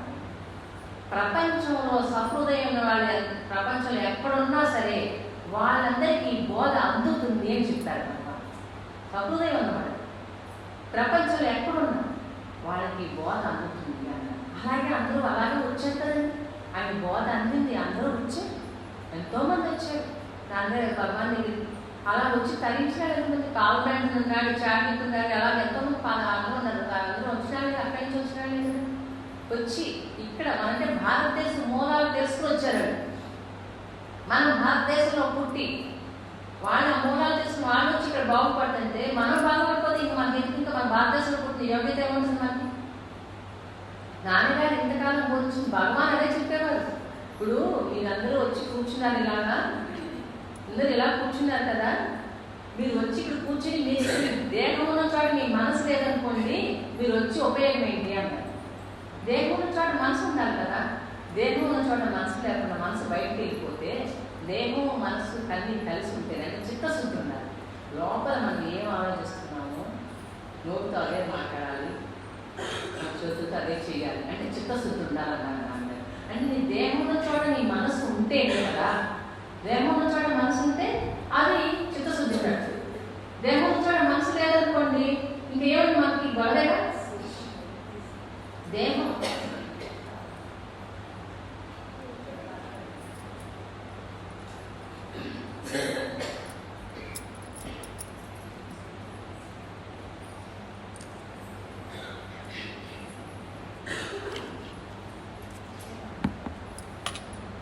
అంటే దేహం మీద మనసు లేదు అంటే మన మనసు ఎక్కడో విషయాలు వెళ్ళిపోతుందని చెప్పారు నాన్నగారు. అసలు ఇదే చెప్పారు. అందరూ ఇలా కూర్చున్నారు కదా, ఇప్పుడు మీ అందరూ చెక్ చేసుకోండి, మీ మనసు ఇక్కడే ఉందా, ఉంటే మీరు ప్రజెంట్లో ఉన్నట్టు. మీ మనసు ఇక్కడ లేదా, ఎక్కడికో బయటకు వెళ్ళిపోయిందా, ఏదో విషయాలను పరుగులు తీసిందా, మీరంటే ఏంటంటే మీరు ప్రజెంట్లో లేరు, మీరు ప్రజెంట్లో జీవించట్లేదు, వర్తమానంలో జీవించట్లేదు అర్థం అన్నారు. అంటే మన మనసు ఎక్కువ బయటకు కనిపిస్తుంది, ఎక్కడో ఆసక్తి ఉంది, అంటే ఇంతకన్నా మించిన ఆసక్తి ఏదో ఉంది నీకు అక్కడ. ఇక్కడ గురువు మాటలు వింటాం కన్నా ఇంకా ఆసక్తి ఏదో ఉంది నీకు. ఇక్కడ ఉంది మీ బాడీ, మీ మనసు. బాడీ ప్రజెంట్, మైండ్ ఆబ్సెంట్ అంటారు ఇద్దరికనే వాళ్ళు. ఆ బాడీ ప్రజెంట్స్లో ఉంది నా ఎదురుగానే. మీ మనసు కూడా ఇక్కడే ఉంటే ఈ మాటలు నీ లోపలికి వెళ్తాయి. నీ మనసు ఎక్కడికో బయటకు వెళ్ళిపోయిందనుకో, విషయాల మీదకి వెళ్ళిపోయిందనుకో, అంటే అర్థం ఏంటి? నీకు చిత్తశుద్ధి లేనట్టు అన్నారు. అంటే చిత్తశుద్ధి ఒక్కటే మనని మోక్షానికి గేట్ అండి. ఆ గేటు ఏంటయ్యా? చిత్తశుద్ధి ఉంటేనే మనం మోక్షానికి ద్వారం చేస్తారంట. అంటే చిత్తశుద్ధి లేని వాడికి సోపోదు లేదనే వాళ్ళ ముందు. అట్లాగే ఏ పనికైనా చిత్తశుద్ధి ఉండాలి. మనసు మాట చేత ఒకటిగా చేయమంటారు నాన్నగారు. నువ్వు వర్తమానంలో జీవించంటారు. అంటే మనకు ఏంటంటే గతం తోడుకోవడం అలవాటు, లేదా భవిష్యత్తులో మేడలు కట్టుకోవడం అలవాటు, వర్తమానాన్ని మర్చిపోతున్నాం. నాన్నగారు ఎప్పుడు ఈ 3 మాటలు చెప్పేవారు. అమ్మ, గతం గత చచ్చిపోయింది, గతం చనిపోయింది, భవిష్యత్తు ఇంకా పుట్టలేదు, వర్తమానం నీ చేతిలో ఉంది. నీ చేతిలో ఉన్న దాన్ని సద్వినియోగంగా ఉపయోగించుకున్నావు అనుకో, నీ భవిష్యత్తు ఇది పునాది అవుతుంది. పునాది స్ట్రాంగ్గా ఉంటే మేడ నిలబడుతుంది. అలాగే నువ్వేంటి, ఇవాళ నువ్వు వర్తమానంలో నువ్వు జీవన విధానం బాగుంటే నీ భవిష్యత్తు కూడా బాగుంటుంది. నువ్వు ఆలోచించుకోవాల్సిన లేదు. ఏ రోజుకి ఆ రోజే నీ నిజం, రేపు అబద్ధం. 1 నిజం, 2 అబద్ధం. నిన్న లేదు, రేపు లేదు, ఇవాళే అబద్ధం. ఇవాళ ఉన్నాం, ఇంతమంది నాన్నగారు అనేవారు మీటింగ్లు, ఇంతమంది వాళ్ళు ఇక్కడ ఉన్నాం, మరి రేపు ఎంతమంది ఉంటాము, రేపు ఎవరు ఉంటారో తెలియదు. కాలం చాలా వేగంగా ఉంది, ఎవరు వెళ్ళిపోతారో తెలియదు. కాలాన్ని సద్వినియోగం చేసుకోండి అమ్మా అనేవారు నాన్నగారు. ఇప్పుడు మనం కాలాన్ని మీరు వేస్ట్ చేసుకోవద్దు. ఎందుకంటే భగవంతుడు కాలరూపంలో ఉన్నాడంటే, భగవంతుడు చెప్పాడు నేను కాలరూపంలో ఉన్నాను అని. అంటే మనం అనుకుంటాం, చాలా మంది అనేవాడండి, ముసలాలైనా కృష్ణారామ అనుకోవచ్చు కదా, ఇప్పటి నుంచి ఎందుకు అనేవాడు. అంటే ముసలాలైనా కృష్ణారామ అంటే ముసలాలైనా జీవిస్తాం గ్యారంటీ లేదు కదండి మనకి. ఎవరో కదా ఒకసారి నన్నే అడిగారు, నేను మా పిల్లలు ఇంటర్మీడియట్ ఇంజనీరింగ్లో ఉండగా అనుకుంటాను, పెళ్ళి కావాలి. నాన్నగారితో ఒక్కసారి కాశీ వెళ్ళాను. ఒకసారి కాశీ వెళ్తే ట్రైన్లో టీపీ మా బావగారు, మా పెద్దమ్మ గారు అడిగాడు, ఎక్కడి నుంచి వస్తున్నావు అన్నాడు. మా గురువు గారితో కాశీ వెళ్ళాము వస్తున్నాడు. ఇప్పుడు గురువులు ఏంటి పిల్లలు పెళ్ళిళ్ళు కూడా అవ్వకుండాను ముసలయ్య కూడా కృష్ణారామ కాశీ తిరగాలి ఇప్పుడేంటి అన్నాడు. మరి ఏంటంటే ముసలయ్య గారు నేను ఉంటాను గ్యారంటీ అని నేర్చుకొచ్చానండి నేను అని. నాకేమైనా సర్టిఫికెట్ ఉందా అంటే అడిగాను. మా అక్కయ్య గారు అబ్బాయి అంతకుముందు చనిపోయాడు, 30 ఏళ్ళకి హార్ట్ అటాక్ వచ్చి. వాడిని కంపేర్ చేసి బావగారు ఆ 30 ఏళ్ళు చనిపోయాడు అని అనుకున్నామండి, నేను చనిపోతాడని. మరి ఎలా అనుకున్నావు, నేను అనుకోలేదు అవును. మరి అది చనిపోయాడు, నేను ముసలాల దాకా జీవించుంటాను, నాకేంటండి గ్యారెంటీ. ఉన్నప్పుడు సద్వినియోగం చేసుకోవాలి, మా గురువు గారు చెప్పింది అది. ఏ రోజు కావాల్సి ఇది నిజం, రేపు అబద్ధం, రేపు వస్తుందో అదో తెలియదు. వస్తే రేపు వచ్చిన రోజు రేపు ఆ రోజు వర్తమానంలో ఉంటాం. కానీ ఇప్పుడు మనం వర్తమానంలో ఉండాలి. ఎప్పుడు నిరంతరం వర్తమానంలో మనం చేసే పనే నిజం. ఇవాళ నేర్చుకున్నదే కరెక్ట్. మనం ఇవాళ ఎలా ఉన్నాం, ఏ రోజు రోజు మనం బాగు చేసుకోవాలి. ఇవాళ మనం ఎలా ఉన్నాం, పొద్దు నుంచి సాయంత్రం దాకా నాన్నగారు అనేవారు చూసుకోండి, రాత్రి కూడా కూర్చోండి, ఇవాళ ఏం చేశామో మీరు ఆలోచించుకుని రాసుకోండి. ఇవాళ ఎలా ప్రవర్తించాను, నేను ఎవరైనా తింటే ఎవరినైనా అనవసరంగా కోపం తెచ్చుకున్నానా, లేదా అనవసరమైన మాటలు నా అహంకారాన్ని గ్లోరిఫై చేసుకుంటానికి మాట్లాడానా, పని కోసమే చేశానా, తాగినట్టుగా మా అహంకారాన్ని పెంచుకోవడం కోసం చేశానా, ఏంటి అని చూసుకోండి. ఇవాళ చేసిన తప్పు మీకు అర్థమైతే రేపు మీరు ఆ తప్పు చేయలేరు అనేవారు నాన్నగారు. ఇవాళ మనకు తెలియాలి కదా, ఇవాళ మనం ఏం చేసామో తెలియకుండా ఒకసారి మాట దొల్లిపోతుంది. నాన్నగారు అంటారు, మాట చాలా జాగ్రత్తగా ఉండాలనుకుంటాము, ఒక్కసారి కానీ జారిపోతాము, కాలు జారినట్టు మాట కూడా జారిపోతాము. అంటే ఇవాళ మాట జారింది అంటే రేపు మనం అది గమనించుకోవాలి. చూసుకున్నాం అనుకోండి, ఇంకోసారి ఆ తప్పు చేయకుండా చూసుకోండి. చేసేసాను అనేసారి రాపాడించుకోవద్దు, ఇంకోసారి జరగకుండా చూసుకోండి. ఇవాళ నువ్వు రాసుకున్నావు అనుకో, నీ పొద్దు నుంచి రాత్రి దాకా ఏం జరిగిందో రాసుకున్నావు అనుకో, నీ లోపాలు ఏంటో నీకు తెలియాలి. ఎదుటివాడి లోపాలు కాదు, నీ లోపాలు ఏంటో నీకు తెలియాలి. నీకు తెలిస్తే రేపు ఆ లోపం లేకుండా నువ్వు చూసుకుంటావు. అంటే ఆ తప్పు చేయకుండా నువ్వు దిద్దుకుంటావు. ముందు నువ్వు దిద్దుకోవడమే నీ వచ్చే పని. ఈ భూమి మీద పొందుకొచ్చావంటే నిన్ను నువ్వు బాగు చేసుకుని నీ లోపల ఉన్న చైతన్యాన్ని పొందడానికి వచ్చావు. బాగుపడిన వాడికి లోపల ఉన్న లోతులు తెలుస్తాయి. హృదయం వైశాల్యం ఉన్న వాళ్ళకి, లోపల ఏ కల్మషం లేని వాళ్ళకి, ఆత్మ ఎంత స్వచ్ఛంగా ఉందో అంత స్వచ్ఛంగా ఉన్న వాళ్ళకి మాత్రమే ఆ చైతన్యాన్ని కలుగుతుంది అని చెప్తున్నారు భగవాన్. మరి మనం ఆ స్థితికి వెళ్ళాలి కదా. మన స్థితికి వెళ్ళాలి అంటే మన జీవన విధానం ఎలా ఉండాలి, మనం జీవించే విధానం చూసుకోవాలి. ఏ రోజుకి ఆ రోజు డే టు డేలో మనం ఎలా ఉన్నాం, ఇవాళ మనం ఎలా ప్రవర్తించాం, ఇవాళ మన ద్వారా తప్పులు జరిగినాయా, రేపు జరగకుండా చూసుకో. మనం అహంకారంగా ఉన్నామా, అహంకారం తగ్గించుకోవాలి అని మనం దిద్దుకుంటే వెళ్ళలేదు. ఏ రోజుకి ఆ మనం తెల్లారు లేసామండి, ఇవాళ ఫ్రెష్ మనకు కొత్తగా ఉదయం వచ్చింది, పరమాత్మ నమస్కారం పెట్టుకోవడం, అయ్యా ఇవాళ కొత్త రోజు నువ్వు నాకు రోజు ఇచ్చావు అంటే తెల్లారు నిద్రలో పోయేవాళ్ళు ఎంతమంది, నిద్ర తెల్లారేసి పోయేవాళ్ళు ఎంతమంది. మరి మనం మళ్ళీ లేసాము అంటే ఈశ్వరుడు మనకి ఇంకో రోజు ఇచ్చాడు. ఈ రోజుని కూడా మనం సద్వినియోగం చేసుకోవాలి. ఏ రోజు ఆ రోజే, ఏ రోజు కాదు ఫ్రెష్, ఎవరు ఫ్రెష్ మనం అంటే మనం దిద్దుకోవడం తప్పించి ఈ ప్రపంచంలో మనం చేసే పని ఏమీ లేదు. ఎవరు బాగు చేయలేమండి. మనం బాగు చేసుకోవడమే మనం చేసుకోవాల్సింది. మనం ఎవరిని బాగు చేసే కెపాసిటీ కూడా మనకు లేదు. గురువులు అంటే చేస్తారు.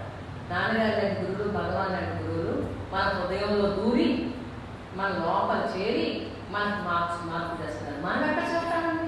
మనం బాగు చేసుకుంటే నాన్నగారి మాటలు ఉపయోగించుకోవాలి.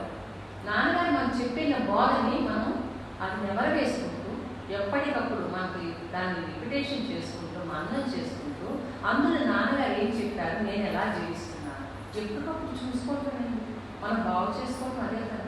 అదే సాధన. సాధన అంటే వేరే ఏ లేదు. రోజు కూర్చుని నేను 2 గంటలు జపం చేశాను, 2 గంటలు ధ్యానం చేశాను, ఓకే చేసిన అదృష్టం లేదు. ధ్యానం చేసుకోవచ్చు, జపం చేసుకోవచ్చు. దానివల్ల నువ్వు బాగుపడుతున్నావా లేదో చూసుకోమన్నారు. నీ చేసే ధ్యానం వల్ల, జపం వల్ల నీ లోపల ప్రక్షాళన అవుతుందా లేదా, నువ్వు సత్యానికి దగ్గర అవుతున్నావా లేదా, నువ్వు జీవన విధానం ఇలా ఉండటం వల్ల నేను బాగుపడుతున్నాను ఎప్పటికప్పుడు చెక్ చేసుకోండి. లోపల నేను ఎలా ఉన్నానో చూసుకుంటా ఉంటే మనం ఇవాళ కాకపోతే రేపైనా గమ్యాన్ని చేస్తాం. ఎప్పుడు మనంటే పరమానంద శిష్యుల్లా ఉండదన్నారు నాన్నగారు. పరమానంద శిష్యులు అనేవారంట ఇవాళ ఏం చేస్తున్నారు అంటే ఇలా చేసిన తప్పులని వాళ్ళు దిద్దుకుంటున్నాం అనేవాళ్ళు. మళ్ళీ రేపు అడిగితే నిన్న చేసిన తప్పులని వాళ్ళు దిద్దుకుంటున్నాం అనేవాళ్ళు. ఈ జీవితం అంతా దిద్దుకోవడం అంతే. పరమానంద శిష్యుల్లో బతికేద్దాం అని నాన్నగారు ఒకసారి నవ్వారు. అంటే పరమానంద శిష్యుల్లా ఉండకండి, వాడు నిన్న చేసిన తప్పు ఇవాళ చేశాడు అనుకో, ఒక్కసారి తప్పు చేస్తే పర్లా, రోజు ఏ తప్పు చేస్తే ఎట్లా కానీ వాడు అలా చేసేవాడు. నిన్న చేసింది ఇవాళ దిద్దుకున్నావు, ఇవాళ చేసింది రేపు దిద్దుకున్నావు. మన ఏ రోజు తర్వాత దిద్దుకోమంటారు. మీరు పరమానంద శిష్యుల్లా ఉండకండి అంటున్నారు నాన్న. ఆడంటే వాడు కొంచెం బుద్ధిహీనులు కాబట్టి ఏ రోజు పాపం వాళ్ళేదో శాపవశాత్తు అలా పడ్డారు. మీరు శాపవశాత్తు ఈ భూమి మీదకి వచ్చి పడ్డారు. మనం ఏది చేసుకోబట్టే కదా ఇక్కడికి వచ్చాం. ఏమి లేకుండా ఈ భూమి మీదకి వచ్చామా? ఏదో ప్రారంభం ఖర్చు చేసుకుంటా వచ్చాం. ఆ ప్రారంభం ఖర్చు అయిపోవాలి కదా. ఆ ప్రారంభం ఖర్చు అవడానికి నీ జీవిత విధానం ఎలా ఉండాలో నాన్నగారు చెప్పారు. 55 సంవత్సరాలు బోధించేవారు. మనకి 1 కాదండి, 2 కాదండి, రేడియో 24 గంటల రేడియో వస్తుందండి. ఇలా పెట్టుకుంటే నాన్నగారు రేడియో ఉండొచ్చు. ప్రతి మాట నాన్నగారు చెప్పిన ప్రతి మాట అక్షర సత్యాలండి. ఎక్కడ వినండి మీరు ఏదో కంటిన్యూటీ అవసరం మనకి. ఎక్కడ పెట్టుకుంటే అక్కడ మీకు కావాల్సిన మాట వచ్చేస్తుంది. మీరు ఎప్పటికప్పుడు మనం దిద్దుకోవాలంటే నాన్నగారి మాటలే ఆధారం అండి మనకి. వేరే ఏం అవసరం మనకి. మనం ఏ పురాణాలు గ్రంథాలు చదివారో లేదో తెలియదు అవసరం. నాన్నగారు అన్ని గ్రంథాలు మనకు అందించేశారు. రామాయణం దగ్గర నుంచి, భారతం దగ్గర నుంచి, ఒక శంకరుడు గురించి, బుద్ధుడి గురించి, జీసస్ గురించి అసలు చెప్పలేంటి నాన్నగారి విషయం మనకి. ప్రతి ఒక్కరి జీవిత చరిత్రలో మనకి అలా చెప్పేశారు, బోధించేశారు. అంటే ఎందుకు ఇలా జీవిస్తే నువ్వు బాగుపడతావు. ఎందుకంటే వీళ్ళందరూ మహాత్ములు, మహాన్లు ఎందుకు స్మరించుకుంటున్నాం మనం, ఈ ఆరాధనలు ఎందుకు చేసుకుంటున్నాం, జయంతులు ఎందుకు చేసుకుంటున్నాం. వాళ్ళు వెళ్ళిన మార్గాన్ని మనం కూడా ఆ మార్గంలో ప్రయాణం చేసి గమ్యం చేరుకోవాలి, లోపల ఉన్న సత్యాన్ని తెలుసుకోవాలి. అంతే కదా మా అందరి ప్రయత్నం అదే కదండి. అనుకోకుండా మనం వచ్చిన పని ఉంటే అది ఒకటే అంటున్నాను. మిమ్మల్ని మీరు బాగు చేసుకుని మీరు చేరవలసిన గమ్యం చేరడమే మీ ముఖ్యమైన పని, అతి ముఖ్యమైన పని అంటున్నారు. అదే మొదటి, అదే చివరి పని అంటారు. మరి ఆ పని మనం చేసుకోవడం అదే కదా మనం చేయాల్సింది. మనం ఏంటంటే మనకి ఇంకా అవసరం లేదండి. గతం కథ ఏ రోజుకి ఆ రోజు నిన్న అయిపోయింది, ఇవాళ పుట్టింది, ఇవాళ మనం ఎలా ఉన్నాం అంతే. ఇవాళ మనం క్లియర్ చేసుకున్నాం, రేపు మార్చుకోదు. రేపు గ్రూప్ లేదన్నారు నాన్నగారు. ఏది కూడా వాయిదాలు వేయొద్దంటారండి. మంచి పని ఎప్పుడు వాయిదాలు వేయొద్దంటారు నాన్నగారు. ఏది వస్తే నీ తలంపు వచ్చిందనుకో, ఆ తలంపు అది నిజమో అది అవసరమో కాదో చెక్ చేసుకుని ఆ విచక్షణతో విడదీసుకుని నువ్వు అప్పటికప్పుడు చేసే మంచి పని అనుకో, అప్పటికప్పుడే చేయించేస్తాడు ఈశ్వరుడు. అంటే విచక్షణ ఎప్పుడైతే మేలుకొందో మంచి పని మనం ఇమీడియట్గా చేస్తాం. ఏదైనా చెడుతనంకి వచ్చిందనుకోండి దాన్ని వాయిదా వేయాలి. ఎందుకంటే ఎప్పుడైతే క్వశ్చనింగ్ చేస్తున్నామో వాయిదా వచ్చేస్తున్నాం. కాబట్టి ఎప్పటికప్పుడు మనని మనం చెక్ చేసుకుంటా, మన జీవిత విధానం మార్చుకుంటా, మనకి ఇప్పటికప్పుడు అండి నాన్నగారి మాటల ఆధారం. ఏ సమస్య వచ్చినా, ఎటువంటి సంఘటన జరిగిన మన లైఫ్లో నాన్నగారి మాట ఆధారం. ఒక్కసారి రేడియో పెట్టుకుంటే చాలు మన సమస్య పరిష్కారం వచ్చేస్తుంది, మన దుఃఖానికి ఉపశమనం వచ్చేస్తుందండి. అసలు ఇమ్మీడియట్ అండి, మీకేం వేరే ఆలోచించవసరం. మీకు ఏదైనా సమస్య వచ్చింది, గాంధీ గారు ఏమనేవారు, నాకు ఏదైనా సమస్య వస్తే గీత తీసుకుని గీత చూసేవారు. గీతలో దొరికేదంట ఆయన సమాధానం. మనకి నాన్నగారి మాటలే గీత అండి. ఆయన రేడియోలో కానివ్వండి, ఆయన రమణ భాస్కర్ కానివ్వండి, ఏ పుస్తకం తెలవండి మీకు మనకు వచ్చిన సమస్యకి పరిష్కారం అక్కడ కనపడదండి. డెఫినెట్గా కనపడదు. అందరికీ అనుభవమే ఉంటుంది. ఎందుకంటే అది అందరికీ అనుభవమే. నాన్నగారిది ఏది కూడా ఒట్టి మాటలు కాదండి, ఏదో కాలక్షేపం కోసం చెప్పిన మాటలు కాదు, మనం బాగుపడటం కోసం చెప్పిన మాటలు అవన్నీ. నాన్నగారు ఇప్పుడు మనం రాజకీయ నాయకుల సభలని ఒట్టటి సభలే, కానీ నాన్నగారు ఉపన్యాసాలకు అంతమంది ఎందుకు వచ్చేవారు? ఒకసారి ఎవరో అడిగారంట, మీ నాన్నగారు మీ ఉపన్యాసాలకు ఎందుకు అంతమంది వస్తున్నారు, ఏంటి కారణం అడిగారంట. నాన్నగారు అన్నాక, రేపు మీరు వచ్చి చూడండి, మీరు కూడా రండి మీటింగ్కి, మీరు వచ్చి మీరే తెలుసుకోండి, నేను చెప్పడం ఎందుకు అన్నారంట. ఎందుకు వస్తారు ఎంతమంది, ఎందుకు వస్తున్నారండి? ప్రతి మనిషి, వాళ్ళ ఏ మనిషికైనా చింతలేని మనిషి లేవు.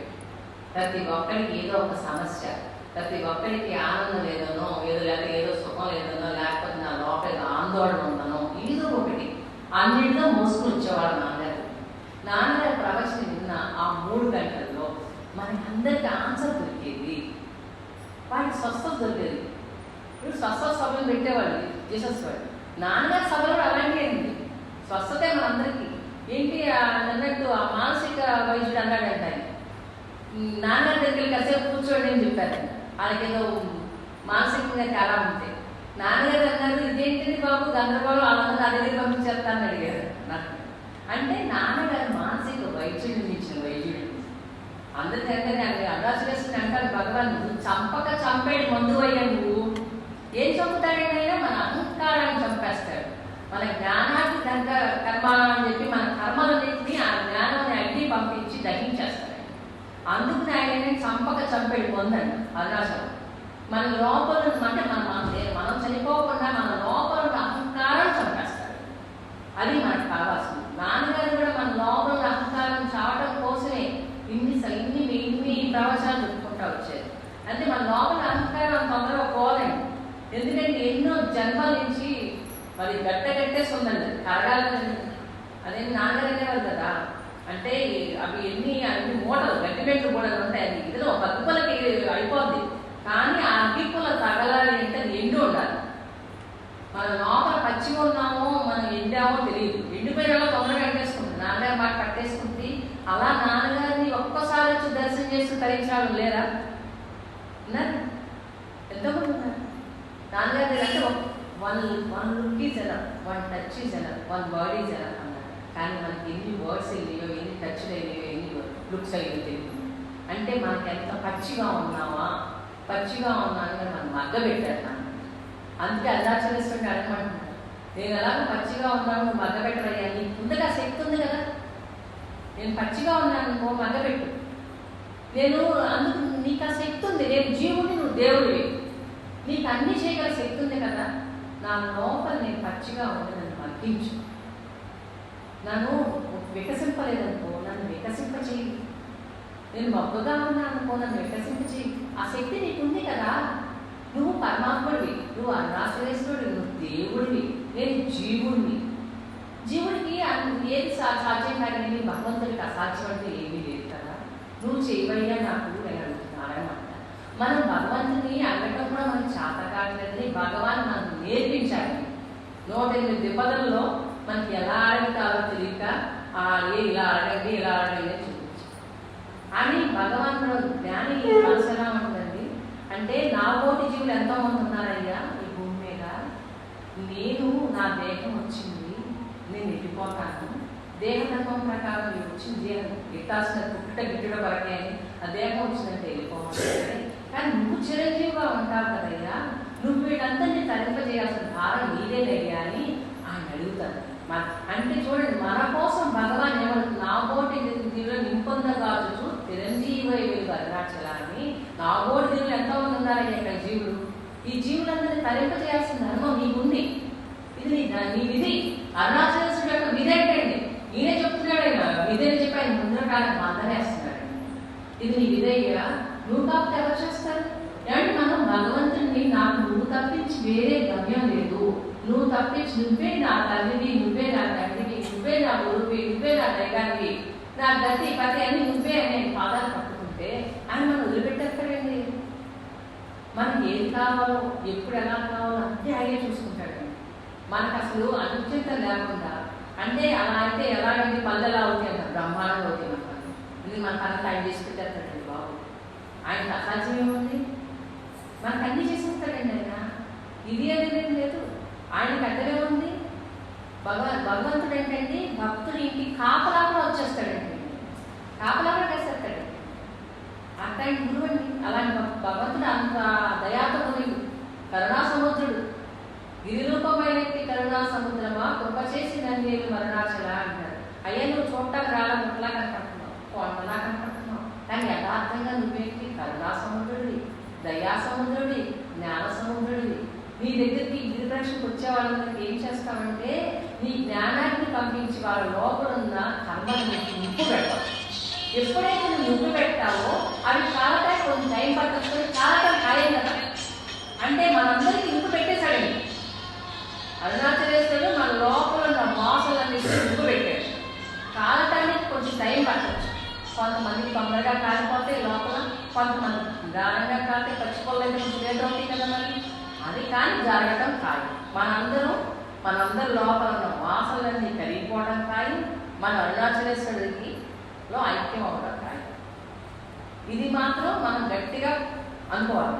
అంటే మన యొక్క స్థిర బుద్ధి లోపల భగవంతుడి మీద విశ్వాసం చెదరకుండా ఉండాలి.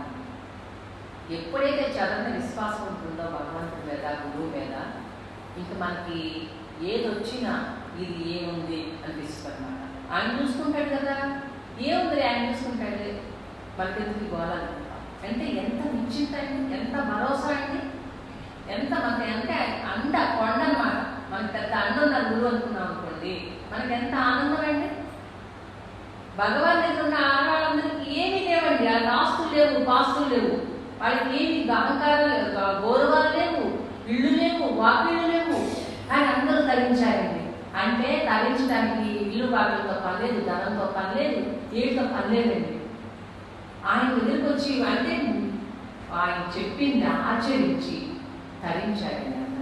అంటే మనందరం కూడా మనకి ఉన్నాళ్ళందరూ తరించేటట్టు అందరూ తరించేయచ్చు ప్రపంచంలో. కానీ నాన్నగారు దగ్గరికి వచ్చిన వాళ్ళందరూ కూడా నాన్నగారు ఎప్పుడు మన అంతస్తులు చూడలేదండి, మన ఆస్తులు చూడలేదండి, మన గౌరవాలు చూడలేదండి, మన కీర్తులు చూడలేదండి. మనలో ఉన్న భక్తిని చూశారండి, మనలో ఉన్న పరమాత్మను చూశారండి. అది చూసి మన అందరినీ దగ్గర తీసుకున్నారు. అంతే. ఇవాళ అది తీసుకున్నాయని మనం ధ్యాస ఇంత దూరం తీసుకొచ్చినాయని అక్కడ చేర్చేస్తారని మాకు అన్నం చెప్పారు. ఆయనే చేర్చేస్తారు. ఆయన పాదాలు దగ్గర ఇంకేం కావాలండి మనకి ఇంతకన్నా ఏం కావాలి?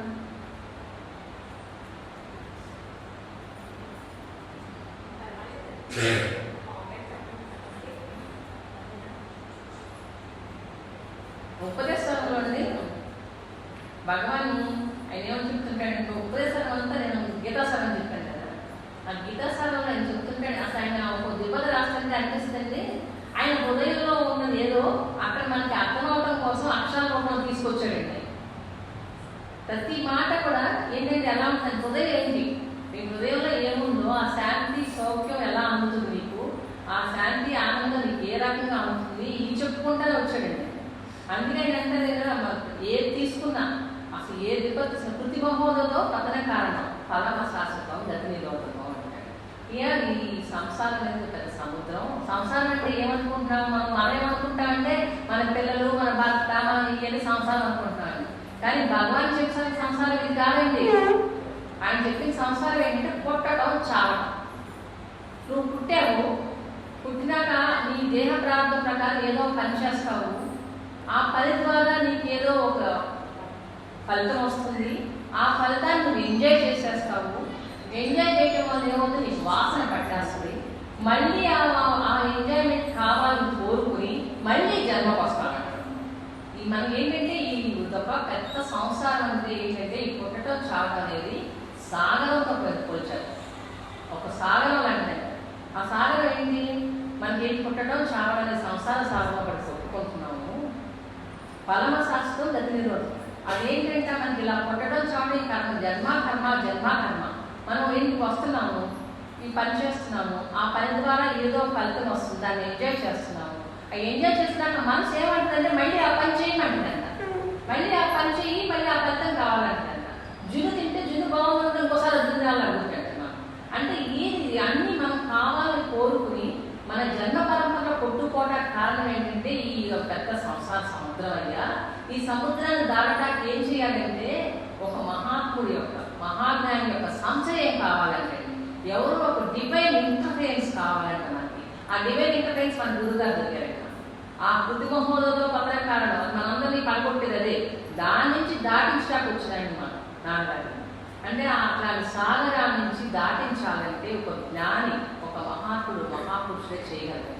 అంటే ఏదైతే అనుభవంలో ఉందో, ఏ చైతన్యం అయితే అనుభవంలో ఉందో, ఏ సత్యం అయితే అనుభవంలో ఉందో, ఏ జ్ఞానంలో వాళ్ళు ఉన్నారో అది మనకు అందించడం కోసం, ఇది అందిస్తేనే కానీ ఈ సంసార సముద్రం నుంచి మనం బయటపడాలి. ఈ జన్మ మన చక్రం నుంచి దాటలేమని భగవాన్ అందరికీ ఆ సంసార సముద్రం నుంచి బయటపడాలంటే నీకు ఒక డివైన్ ఇన్ఫ్లుయెన్స్ కావాలి. భగవాన్కి ఆ డివైన్ ఇన్ఫ్లుయెన్స్ 16 ఏళ్ళలో వచ్చేసింది. 16 ఏళ్ళకే డివైన్ ఇన్ఫ్లుయెన్స్ వచ్చింది. అన్నారు దేవరహస్యం అన్నారండి. ఆయనకి అది కలగటం లేదే దేవరహస్యం అమ్మ. అంటే భగవాన్ దగ్గర చాలా కాలంలో వచ్చి అడుగుతారు, భగవాన్ మీకేమో ఏ సాధన చేయకుండానే మీకు అసలు మీరు ఆ కథ వినకుండానే జ్ఞానం అనేది ఒకటి ఉంటుందని కానీ, ఇలా సత్సత్యం ఒకటి ఉంటుందని కానీ, సత్యం ఒకటి ఉంటుందని కానీ తెలియకుండానే మీరు జ్ఞానం పొందేశారు. మీరు ఏ సాధన చేయకుండా పొందేశారు భగవాన్ అని అడుగుతారు. మీరు అలా ఎందుకు అనుకుంటున్నారు? భగవాన్ ఏం చెప్పారు? నేను పైనుంచి వచ్చానని చెప్పలేదండి. మీరు అలా ఎందుకు అనుకుంటున్నారు? ఇలాంటి నేను ఇంతకుముందు జన్మ కూడా చేసి ఉండొచ్చు కదా, మీరు ఇప్పుడు చేసే సాధనలన్నీ నేను ఇంతకుముందు జన్మ చేసేసి ఉండొచ్చు కదా అన్నారు ఆయన. అంతేగాని సాధన చేయలేదు, నేను డైరెక్ట్గా వచ్చాను ఆయన ఒప్పుకోలేదు అన్నమాట అన్నారు. అలా అంటే ఏమో ఈ సాధనలు నేను పూర్వజంలో చేసేసానేమో అన్నారు భగవాన్. అంటే ఆయన ఎప్పుడు కూడా నేను దైవాంశ సంబూతులని ఎప్పుడు చెప్పలేదండి భగవాన్. నేను సాధనలు చేసి ఉండొచ్చు, నాకు కట్టుపత మొక్కి ఈ జన్మలో ఇలా తగ్గిపోయి ఉండొచ్చు, నాకు పరమాత్మ అనుగ్రహం కలిగి ఉండొచ్చు అనేవారు. అంటే మనందరం కూడా అంత సాధన చేస్తే, సాధన అంటే ఏంటండి? నిరంతరం మనం చెక్ చేసుకోవటమే సాధన. జీవన విధానం చూసుకోవటమే సాధన. సాధన అంటే భగవంతుడు చెప్పేట్టుగా మనం జీవిస్తున్నాం లేదా? కృష్ణ పరమాత్మ గీతలో డూస్ చెప్పాడు, డోంట్స్ చెప్పాడు, చేయవలసి చెప్పాడు, చేయొద్దని చెప్పాడు. మనం చేయవలసి చేస్తున్నామా, చేయకూడదే చేస్తున్నామా? ఎప్పుడు చెక్ చేసుకుంటామండి. మనం ఆయన చేయమని చేసామనుకోండి సత్యానికి దగ్గర అవుతాం, ఆయన వద్దని చేసామనుకోండి మనం బయటికి వెళ్ళిపోతాం, లోకానికి దగ్గర వెళ్ళిపోతాం. అంటే మనం చెక్ చేసుకున్న గీత ఆధారం ఉంది, నాన్నగారి మాటల ఆధారం ఉన్నాయి, ఎన్నో ఆధారాలు ఉన్నాయి, శాస్త్రాల ఆధారం చెప్తున్నాయి. ఇన్ని ఆధారాలు మనకు ఉన్నాయి కదా, వీటన్నిటిని ఆధారం చేసుకుని మనం బాగుపడమంటున్నారు. గీత మన రాత మార్చుద్దనేవారు. నాన్నగారు ఎప్పుడు చెప్పారు, మలయాసం చెప్పేవారంట, గీత బాగున్న రాత బాగున్నాడికి గీత దొరుకుతుందనేవాడు అని. గీత పుస్తకాలు ఎక్కువ వస్తున్నాయి, కొనేసుకోండి, మళ్ళీ ఎక్కువ లేవని చెప్పేవారంట ఆయన పబ్లిక్ మీటింగ్. ఎందుకంటే గీత అందరి దగ్గరికి వెళితే గీత రాతను మార్చుతుంది అని చెప్పి ఆయన అభిప్రాయం. అంటే గీత ఉన్న ప్రతి ఇంట్లో ఆయనన్నీ ఎప్పుడో ఒకప్పుడు అంటారు, పుస్తకం అనేది కొనని ఇంట్లో పెట్టుకోండి అనేవారు అంటారు. ఎప్పుడో ఒకప్పుడు చదవాలని గుర్తుపడుతుందండి. ఆ చదివే అలవాటు లేకపోయినా కొనుక్కుని పెట్టుకోండి అనేవారు కొంతమంది. ఎందుకంటే ఎప్పుడో ఒకప్పుడు ఆ దృష్టి కలుగుతుంది. మీకు చేతగా చదవటం, ఆ గీత పుస్తకాల మీద పువ్వు పెట్టండి అమ్మ, దానికి కూడా మార్పేసేస్తాడమ్మా పరమాత్మ అనేవారు నాన్నగారు. అంటే అసలు ఎంత స్థాయికి దిగొచ్చి కింద స్థాయికి వచ్చి చెప్పేవారండి నాన్నగారు. అంటే నీకు గీతని అర్థం చేసుకుని ఆచరించావా తరిస్తావు, లేదా అది చదువుకుంటే అందరికీ ఏమన్నారు పుణ్యం వస్తుంది. ఓకే పుణ్యం వస్తుంది, చదువుకుంటే ఆచరిస్తేనేమో జ్ఞానం వచ్చేస్తుంది. చదువుకుంటే పుణ్యం వస్తుందంట, ఆ పుణ్యానికి కూడా ఏదో ఫలం వస్తుందిగా, మళ్ళీ ఇంకో జన్మ ఎత్తాల్సింది, మళ్ళీ పుణ్యం కోసం వస్తాం. కానీ అది కూడా ఓకేగా, పుణ్యం చేసుకునే మంచి జన్మ వస్తాయి అంటున్నారు కదా, కొన్ని అలాగన్నా చదవండి. లేదా ఏమి చేత కాలేదా పుస్తకం దేవుని దగ్గర పువ్వు పెట్టండి, చదువుకోలేకపోతున్నాం, చూపెట్టే పోలే దీని గురించి చేస్తాను మాట్లాడి పాస్వర్డ్లో నేను చెప్తానంటాడు. చూడండి ఎంత సులువు చేశాడమంటే, అంటే నీ లోపల హృదయంలో నువ్వు ఎలా ఉన్నావో ఎప్పటికప్పుడు చెక్ చేసుకోమంటాడు. గీతను ఆధారంగా చేసుకుని రాత మార్చుకోమంటున్నాడు. నాన్నగారి పుస్తకాలు రమణ భాస్కర్ ఆధారం చేసుకుని మనం గీత మార్చుకున్నాం. ఆయన ఆధారం అదే, మనకి ఆధారం అదే కదా. నాన్నగారి మాటలు ఎందుకు చెప్పారండి? ప్రతిదీ కూడా జీవి సత్యాలే కదా. గీతలో కృష్ణ పరమాత్మ 18 అధ్యాయాలు చెప్పింది నాన్నగారు ఒక్కటి కూడా మనకి మిస్ అవ్వకుండా చిన్న చిన్న మాటల్లో ఎంత చక్కగా విశ్లేషణ చెప్పారు కదండి మనకి. అసలు గీత మేము పుస్తకాలు చదివితే అర్థమవుతుంది, నాన్నగారు చెప్పినాక అర్థమైంది. భగవద్గీత సారం పుస్తకం కరెక్షన్ చేస్తుంటే అనిపించేదండి, ఇంత సరళంగా చెప్పగలిగే గురువు మన గురువు. ఎంత సరళంగా అండి అసలు, చిన్న చిన్న పదాలు అసలు ఎంత అర్థమైపోతున్నాయండి. అందరూ అంటున్నారు ఈ బాబు ఇంత బాగున్నాయి ఏంటండి ఈ పుస్తకాలు అంటున్నారు. చదువు ఎంత ఆనందపడిపోతున్నారు. గీత సార్ నాన్నగారు అంత సింపుల్గా చెప్పారండి. అంటే గీత శ్లోకాలు కష్టం అనుకునే వాళ్ళకి ఆ నాన్నగారు ఫస్ట్ అదే చెప్పారండి, అర్థం చదువుకోండి అమ్మా అని చెప్పారు. నాన్నగారు విశ్లేషణ కూడా అంత ఎలాబరేట్గా ఇచ్చారు. ఒక శ్లోకం 2 లైన్లు లేదండి, లేకపోతే 4 లైన్లు లేదండి. నాన్నగారి విశ్లేషణ 1 పేజీ. ఆ విశ్లేషణ వల్ల మనకి అర్థమైపోతుంది ఆ శ్లోకంలో ఏం చెప్పాడు పరమాత్మ, ఏ హృదయంతో చెప్పాడో ఆ హృదయం మనకు అర్థమవుతుంది. అంటే ఆ హృదయం అర్థమైతేనే మనం ఆ హృదయంలో ఉండగలం. భగవాన్ ఏ హృదయంతో చెప్పారో ఉపదేశాలని నాన్నగారు ఆ హృదయంతో అందుకుని విశ్లేషణ చెప్పారు. మనం కూడా ఆ హృదయంతో చదువుకుంటే ఆయన అర్థమైపోతాడండి. లోపల ఆయన హృదయం మనకు అయిపోతాం. రమణాన్ని నిశ్చిత హృదయం అన్నట్టు అయిపోతాం ఉంటాం. ఎందుకంటే ఆయన స్థితిలోకి వెళ్ళాలంటే, ఆయన హృదయం అర్థం అవ్వాలంటే ఆయన ఏ హృదయంతో చెప్పారో మనం ఆ హృదయంతో వినాలండి, ఆ హృదయంతో చదవాలండి. కృష్ణ పరమాత్మ గీతలో చెప్తుంది అదే. ఇది ఊరికే చచ్చిపోయినప్పుడు పెట్టుకుంటున్నారమ్మా, ఇవి కొంతమంది చచ్చిపోయినప్పుడు అంటే ఆ సకాలం దగ్గర పెట్టేస్తున్నారు. గీత కొన్ని ప్లే చేస్తూ ఉంటారు. ఒకసారి నాన్నగారు అన్నారు, మరణించిన పక్కన పెట్టేది కాదు, ఇది జీవించి ఉన్నవాడు వాడు మరణ స్థితికి వెళ్ళడం కోసం ఇది చదువుకోవాలి. నాన్నగారు చెప్తున్నారు, జీవించి ఉన్నవాడు మరణ స్థితికి వెళ్ళాలంట. మరణ స్థితి అంటే ఏంటండి? అదేంటి? నృత్యానుభవం ఉండాలి, భగవాన్ పొందిన స్థితి. ఆ మరణ స్థితి ఏంటంటే మన దేహం మరణించినా నువ్వు జీవించే ఉంటావు అనే సత్యం తెలుసుకుంటాం కోసం చదవండి అంటారు. వాళ్ళేమో చచ్చిపోయాడు పక్కన పెడుతున్నారమ్మా. ఆయనకేం తెలుస్తుందండి? చచ్చిపోయాడు ఏమిటాడండి?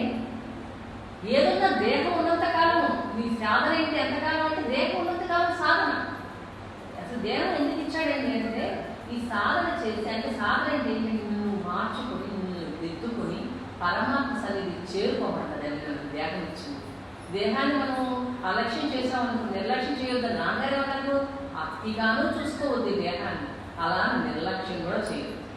దానికి ఎంత ఇవ్వాలో అంత విలువండి, దేహానికి ఎంత విలువాలో అంతే ఇవ్వండి. దానికి ఎక్స్ట్రా ఇచ్చేస్తామని చెప్పారు నాన్నగారు. దానికి ఎంత ఫుడ్ పెట్టాలో అంత ఫుడ్ పెట్టండి అమ్మా. ఆహారం తినేటప్పుడండి, అందుకే కృష్ణ పరమాత్మ గీతలో చెప్తారు కదా, యుక్తాహార విహారస్య అంటాడు. యుక్తాహారం అది తినే ఆహారం యుక్తంగా ఉండాలి, మితంగా ఉండాలి, అది ఒంటికి సరిపడే విధంగా ఉండాలి. విహారస్య విహారాల్లో బయటకు వెళ్తుంది, నీ మనసు ఎక్కడికక్కడికి వెళ్ళిపోతుందో బయటకు వెళ్ళిపోతుందో అని చెక్ చేసుకో. అనవసర విషయాల్లో పెట్టబాకదానికి అది చూసుకో. ఆహార విషయంలో చూసుకోమన్నాడు, విహార విషయాల్లో కూడా చూసుకోమన్నాడు. నీ మనసు బయట విషయాల్లో వ్యవహరించకుండా చూసుకో. ఆహారం ఎలా తింటావు? నువ్వు నీ ఒంటికి సరిపడా. ఆయన అందరూ ఒకసారి నీ దేహానికి దెబ్బ తగిలిందనుకో, ఆ ఆయింట్మెంట్ ఎక్కడ రాసుకుంటావు? ఆ కొంచెమే రాసుకుంటావు. ఈ ఆకలి అనేది కూడా దేహానికి వచ్చే ఒక రోగం లాంటి. అందుకే ఆ రోగానికి ఎంత సరిపడా అంత పెట్టు. రుచిగా ఉందని ఎక్కువ తినేవాడు. ఆ రోజు ఎక్కువ తినేయడం వల్ల అనారోగ్యం పాలైపోతుంది. మరి నాలుగు 2 పనులు చేస్తాయంట. నాన్న చెప్పారు, అమ్మాయి జిహ్వ చాకల్యం ఈ నాలుగుని మాత్రం కంట్రోల్ చేసుకుంటే 2 విధాల ఉపయోగం అవ్వాలి. ఒకటి ఆహారం దగ్గర మితంగా ఉంటాం, మాటల దగ్గర మితంగా ఉంటాం. ఏదైనా నోరా నువ్వు పోకే నాకు ప్యాకే అంటారు సాగుతుంది. ఆ నోరు ఎక్కువ తినేస్తే రోగాలు బాధపడతాం. నోరు ఇష్టం చెప్పి మాట్లాడేస్తే నాలుక మనకు కొట్టాకొస్తారు. అది 2 విధాలా ఇబ్బంది పడిపోతుంది. అందుకు నువ్వేంటి మాట్లాడే మాట పరుషంగా ఉండకూడదు. ఎదుటివాడిని ఎలా మాట్లాడతావు? ఎదుటి వాడిని ప్రేమించి మాట్లాడు. ఏది మాట్లాడినా హితువుగా మాట్లాడు, మృదువుగా మాట్లాడు, మితంగా మాట్లాడు అని దాన్ని ఎందుకు చెప్పారు? మనకి మాట్లాడటం కూడా మనకి ఎందుకు చెప్పుకోవచ్చారండి? నువ్వు అది మాట్లాడే విధానం ఎలా ఉండాలి? ఎదుటి వాడిని ప్రేమించి మాట్లాడు. ఆయనకి నువ్వేదో క్లాస్ చెప్తున్నట్టు ఉండకూడదు, సలహా చెప్తున్నట్టుగా ఉండాలి. వాడికి ఏంటంటే వివేకానంద చెప్పేవాడు ఏంటండి, ఆయనకి మార్కులు తక్కువ వచ్చి నువ్వు పనికి రావరా అని అనకూడదంట. ఆయన ఏమనేవాడు, 30 మార్కులు వచ్చిన ఇంకొంచెం కష్టపడితే 35 మార్కులు వస్తే పాస్ అయిపోతావు కదా, కొంచెం కష్టపడరా అని చెప్పాలి. సలహాగా జాగ్రత్తగా చెప్పాలి. నువ్వు ఎందుకు పనికిరావు ఒప్పుకోనకూడదు అని చెప్పి, అంటే మాట్లాడే విధానంలో కూడా ఎదుటి వాడిని ప్రేమించి వాడి బాబు కోసం, వాడి హితువు కోసం అట్లా మాట్లాడేవాళ్ళు. నాన్నగారు కూడా అలాగే మాట్లాడేవాళ్ళు. రాముడు మర్యాద పురుషోత్తముడు అనేవాళ్ళు నాన్నగారు. మన నాన్నగారు చూసాం కదా మర్యాద పురుషోత్తముడు అని ఎందుకంటే పూర్వభాషమ్మ అనేవారు. అంటే ఎదుటివాడు పలకించకుంటే ఆయనే పలకించేవాడు. మన నాన్నగారు అట్లా పలకించేవారు. మనం అంటే ఎవరైనా కనపడితే వాళ్ళు మాట్లాడదామని వెళ్ళిపోతాం అనమాట. రాముడు అలా కాదండి, ఎదురుపడితే వాళ్ళకొత్త ముందు ఆయనే మాట్లాడేవాడు. అంటే చూడండి ఇన్ని లక్షణాలని, మర్యాద పురుష లక్షణాలు మీకు నాన్నగారు చెప్తుంటే అంటే మనకి ఇన్ని నాన్నగారు ఆయన ఎన్ని రాముడు ఎన్ని కళ్యాణాలమ్మా అన్నారు. ఆ కళ్యాణాలు మన నాన్నగారు. ఆ కళ్యాణాల్లో ఏ ఒకటో రెండో మనం సంపాదించుకున్నాం అనుకోండి, మిగతా ఎన్ని వచ్చి ఆయన వరిస్తాయి అన్నారు. ఎందుకంటే అది ఉన్న దగ్గరికి ఇప్పుడు వచ్చేస్తాయి కదా. అయితే మంచి మనం 2 మంది నేర్చుకోగలిగితే 2 మంచి పనులు మాటలు 2 మంచిగా చేస్తూ ఉంటే పనులు, మిగతా పనులు కూడా మంచిగా చేస్తే బుద్ధి వచ్చేస్తున్నాం. ఎందుకంటే లోపల ఉన్న ఆయనే కదా, ఆయన ఏం చేస్తే మనం బాగు చేయడానికి చూస్తున్నారు కదా. మనం చేసే ప్రతి పనిలోనూ ఆయన ఉన్నారు కదా, ప్రతి మాటలోనూ ఆయన ఉన్నారు కదా, ప్రతి దాంట్లో ఆయన ఉన్నారు అనే భావంతో మనం చేస్తున్నాం అనుకోండి, మనం తప్పులు చేయం. ఏమంటే నాన్నగారు ఇక్కడ కూర్చుని అనుకోండి, మనందరం ఎంత జాగ్రత్తగా ఒళ్ళని పెట్టుకుంటామండి, ఎంత జాగ్రత్తగా ఎంత శ్రద్ధగా ఉంటాం. ఇప్పుడు లేరా నాన్నగారు, ఇప్పుడు ఉన్నారు అనుకుంటు, మన లోపల ఉన్నారు, అక్కడ అన్నీ ఆయనే కదా అనుకుంటే ఇప్పుడు అంతే జాగ్రత్తగా ఉంటాం కదా. అంటే నిరంతరం జాగరూకత అనమాట. ఒక్కడు ఒకలాగా, అంటే మన ప్రజెంట్లో ఒకలాగా, బయటకి వెళ్ళిపోతే ఇంకోలాగా ప్రవర్తించొద్దని కాదండి. మనం నాన్నగారు ఉన్నప్పుడు ఎలా ఉన్నాము, నాన్నగారు దేహం ఒకటే లేదు, చైతన్యంగా ఎప్పుడు ఉన్నారు, మనలోనూ ఉన్నారు. ఆయన ఉన్నట్టే మనకి ఇక్కడ నిదర్శనం ఇదే. మనకి ఇక్కడ కూర్చుంటే ఏం కనిపిస్తుందంటే నాన్నగారు సమక్షమే. నాన్నగారు మనతో పాటు ఉన్నారు, మన లోపల ఉన్నారు, మన బయట ఉన్నారు, మన చుట్టూ ఉన్నారు. ఈ దేశం ఇదంతా తను అడగాడి ప్రదేశం కదండి, ఆయన వైబ్రేషన్స్ అన్నా మనకి లేదా. ఇక్కడ కూర్చుంటే అలా కళ్ళు మూసి కూర్చుంటే ఆయనకి ఈ లోపల నుంచి ఇచ్చేది లేదా. ఏం చేస్తున్నారండి అంటే ప్రతి నిమిషం ప్రతి క్షణం నాన్నగారు మన కాపు కాచుకుంటున్నారు. ఎవరు చేస్తారండి పనంతా? ఏమవసరం అండి? గురువుగా గురువుగా మనం అనుకున్నాము, అనుకోవడం కాదండి, ఆయన మనం బాగు చేయాలనుకున్నారు. ఆయన ఎవరికి తెలియపడాలనుకున్నారో ఆయనకే తెలియపడాలండి. మనందరం అనుకుంటున్నాము, మనందరం నాన్నగారి దగ్గరికి వచ్చాం, మనందరం నాన్నగారి మాటని బాగుపడిపోయాం అనుకుంటున్నాం. కానీ మనలో ఇన్ని లోపాలు ఉన్నాయి, సంఘటన జరిగినప్పుడు తెలుస్తాయండి. ఈ ఒక్కోసారి నాకు ఆ సంఘటనలో మనకి ఏం మగ్గలేదు, మనం ఇంకా పచ్చిగానే ఉన్నాము, నాన్నగారు మీరే చూసుకోండి, మీరే మనకి ఇచ్చిన నేను దండం పెట్టేస్తాము. అనుభవాలండి, మనకి అనుభవాలు అవుతున్నాయి, ప్రతి ఒక్కరికే తెలుస్తుంది అనుభవం. అటు వెంటనే ఆయనకు అప్పచెప్పేసుకుంటున్నాం. నాన్నగారు మాలో ఏదో వచ్చేస్తుందండి, మాకు తేడా వచ్చేస్తుందండి, ఇది రాకుండా మీరే కాపాడుకోండి. మీ వస్తువులు మీరే చూసుకోండి, ఇది మీ వస్తువు కదా. జీవుడు వాడే కదా, మేమందరం నాన్నగారు వాడాం. సో మనం మీరే చూసుకోండి నాన్నగారు, మేము చెడిపోకుండా బాగుపడి ఉండేది, ఎప్పుడు బాగా ఉండేటట్టు. బాగా ఉండడం అంటే ఏంటి, డబ్బులు ఉండటం అవసరం కాదండి. మనందరం బాగా ఉండటం అంటే ఆరోగ్యంగా, సంతోషంగా, శాంతిగా, ఆనందంగా ఉండడం. ఇదంతా ఎక్కడి నుంచి? ఆ డబ్బులోనే రాలేదండి. బాగా ఉండటం అంటే డబ్బు ఉండటం కాదు, కీర్తి ఉండటం కాదు, ప్రతిష్ట ఉండటం కాదు. అందరూ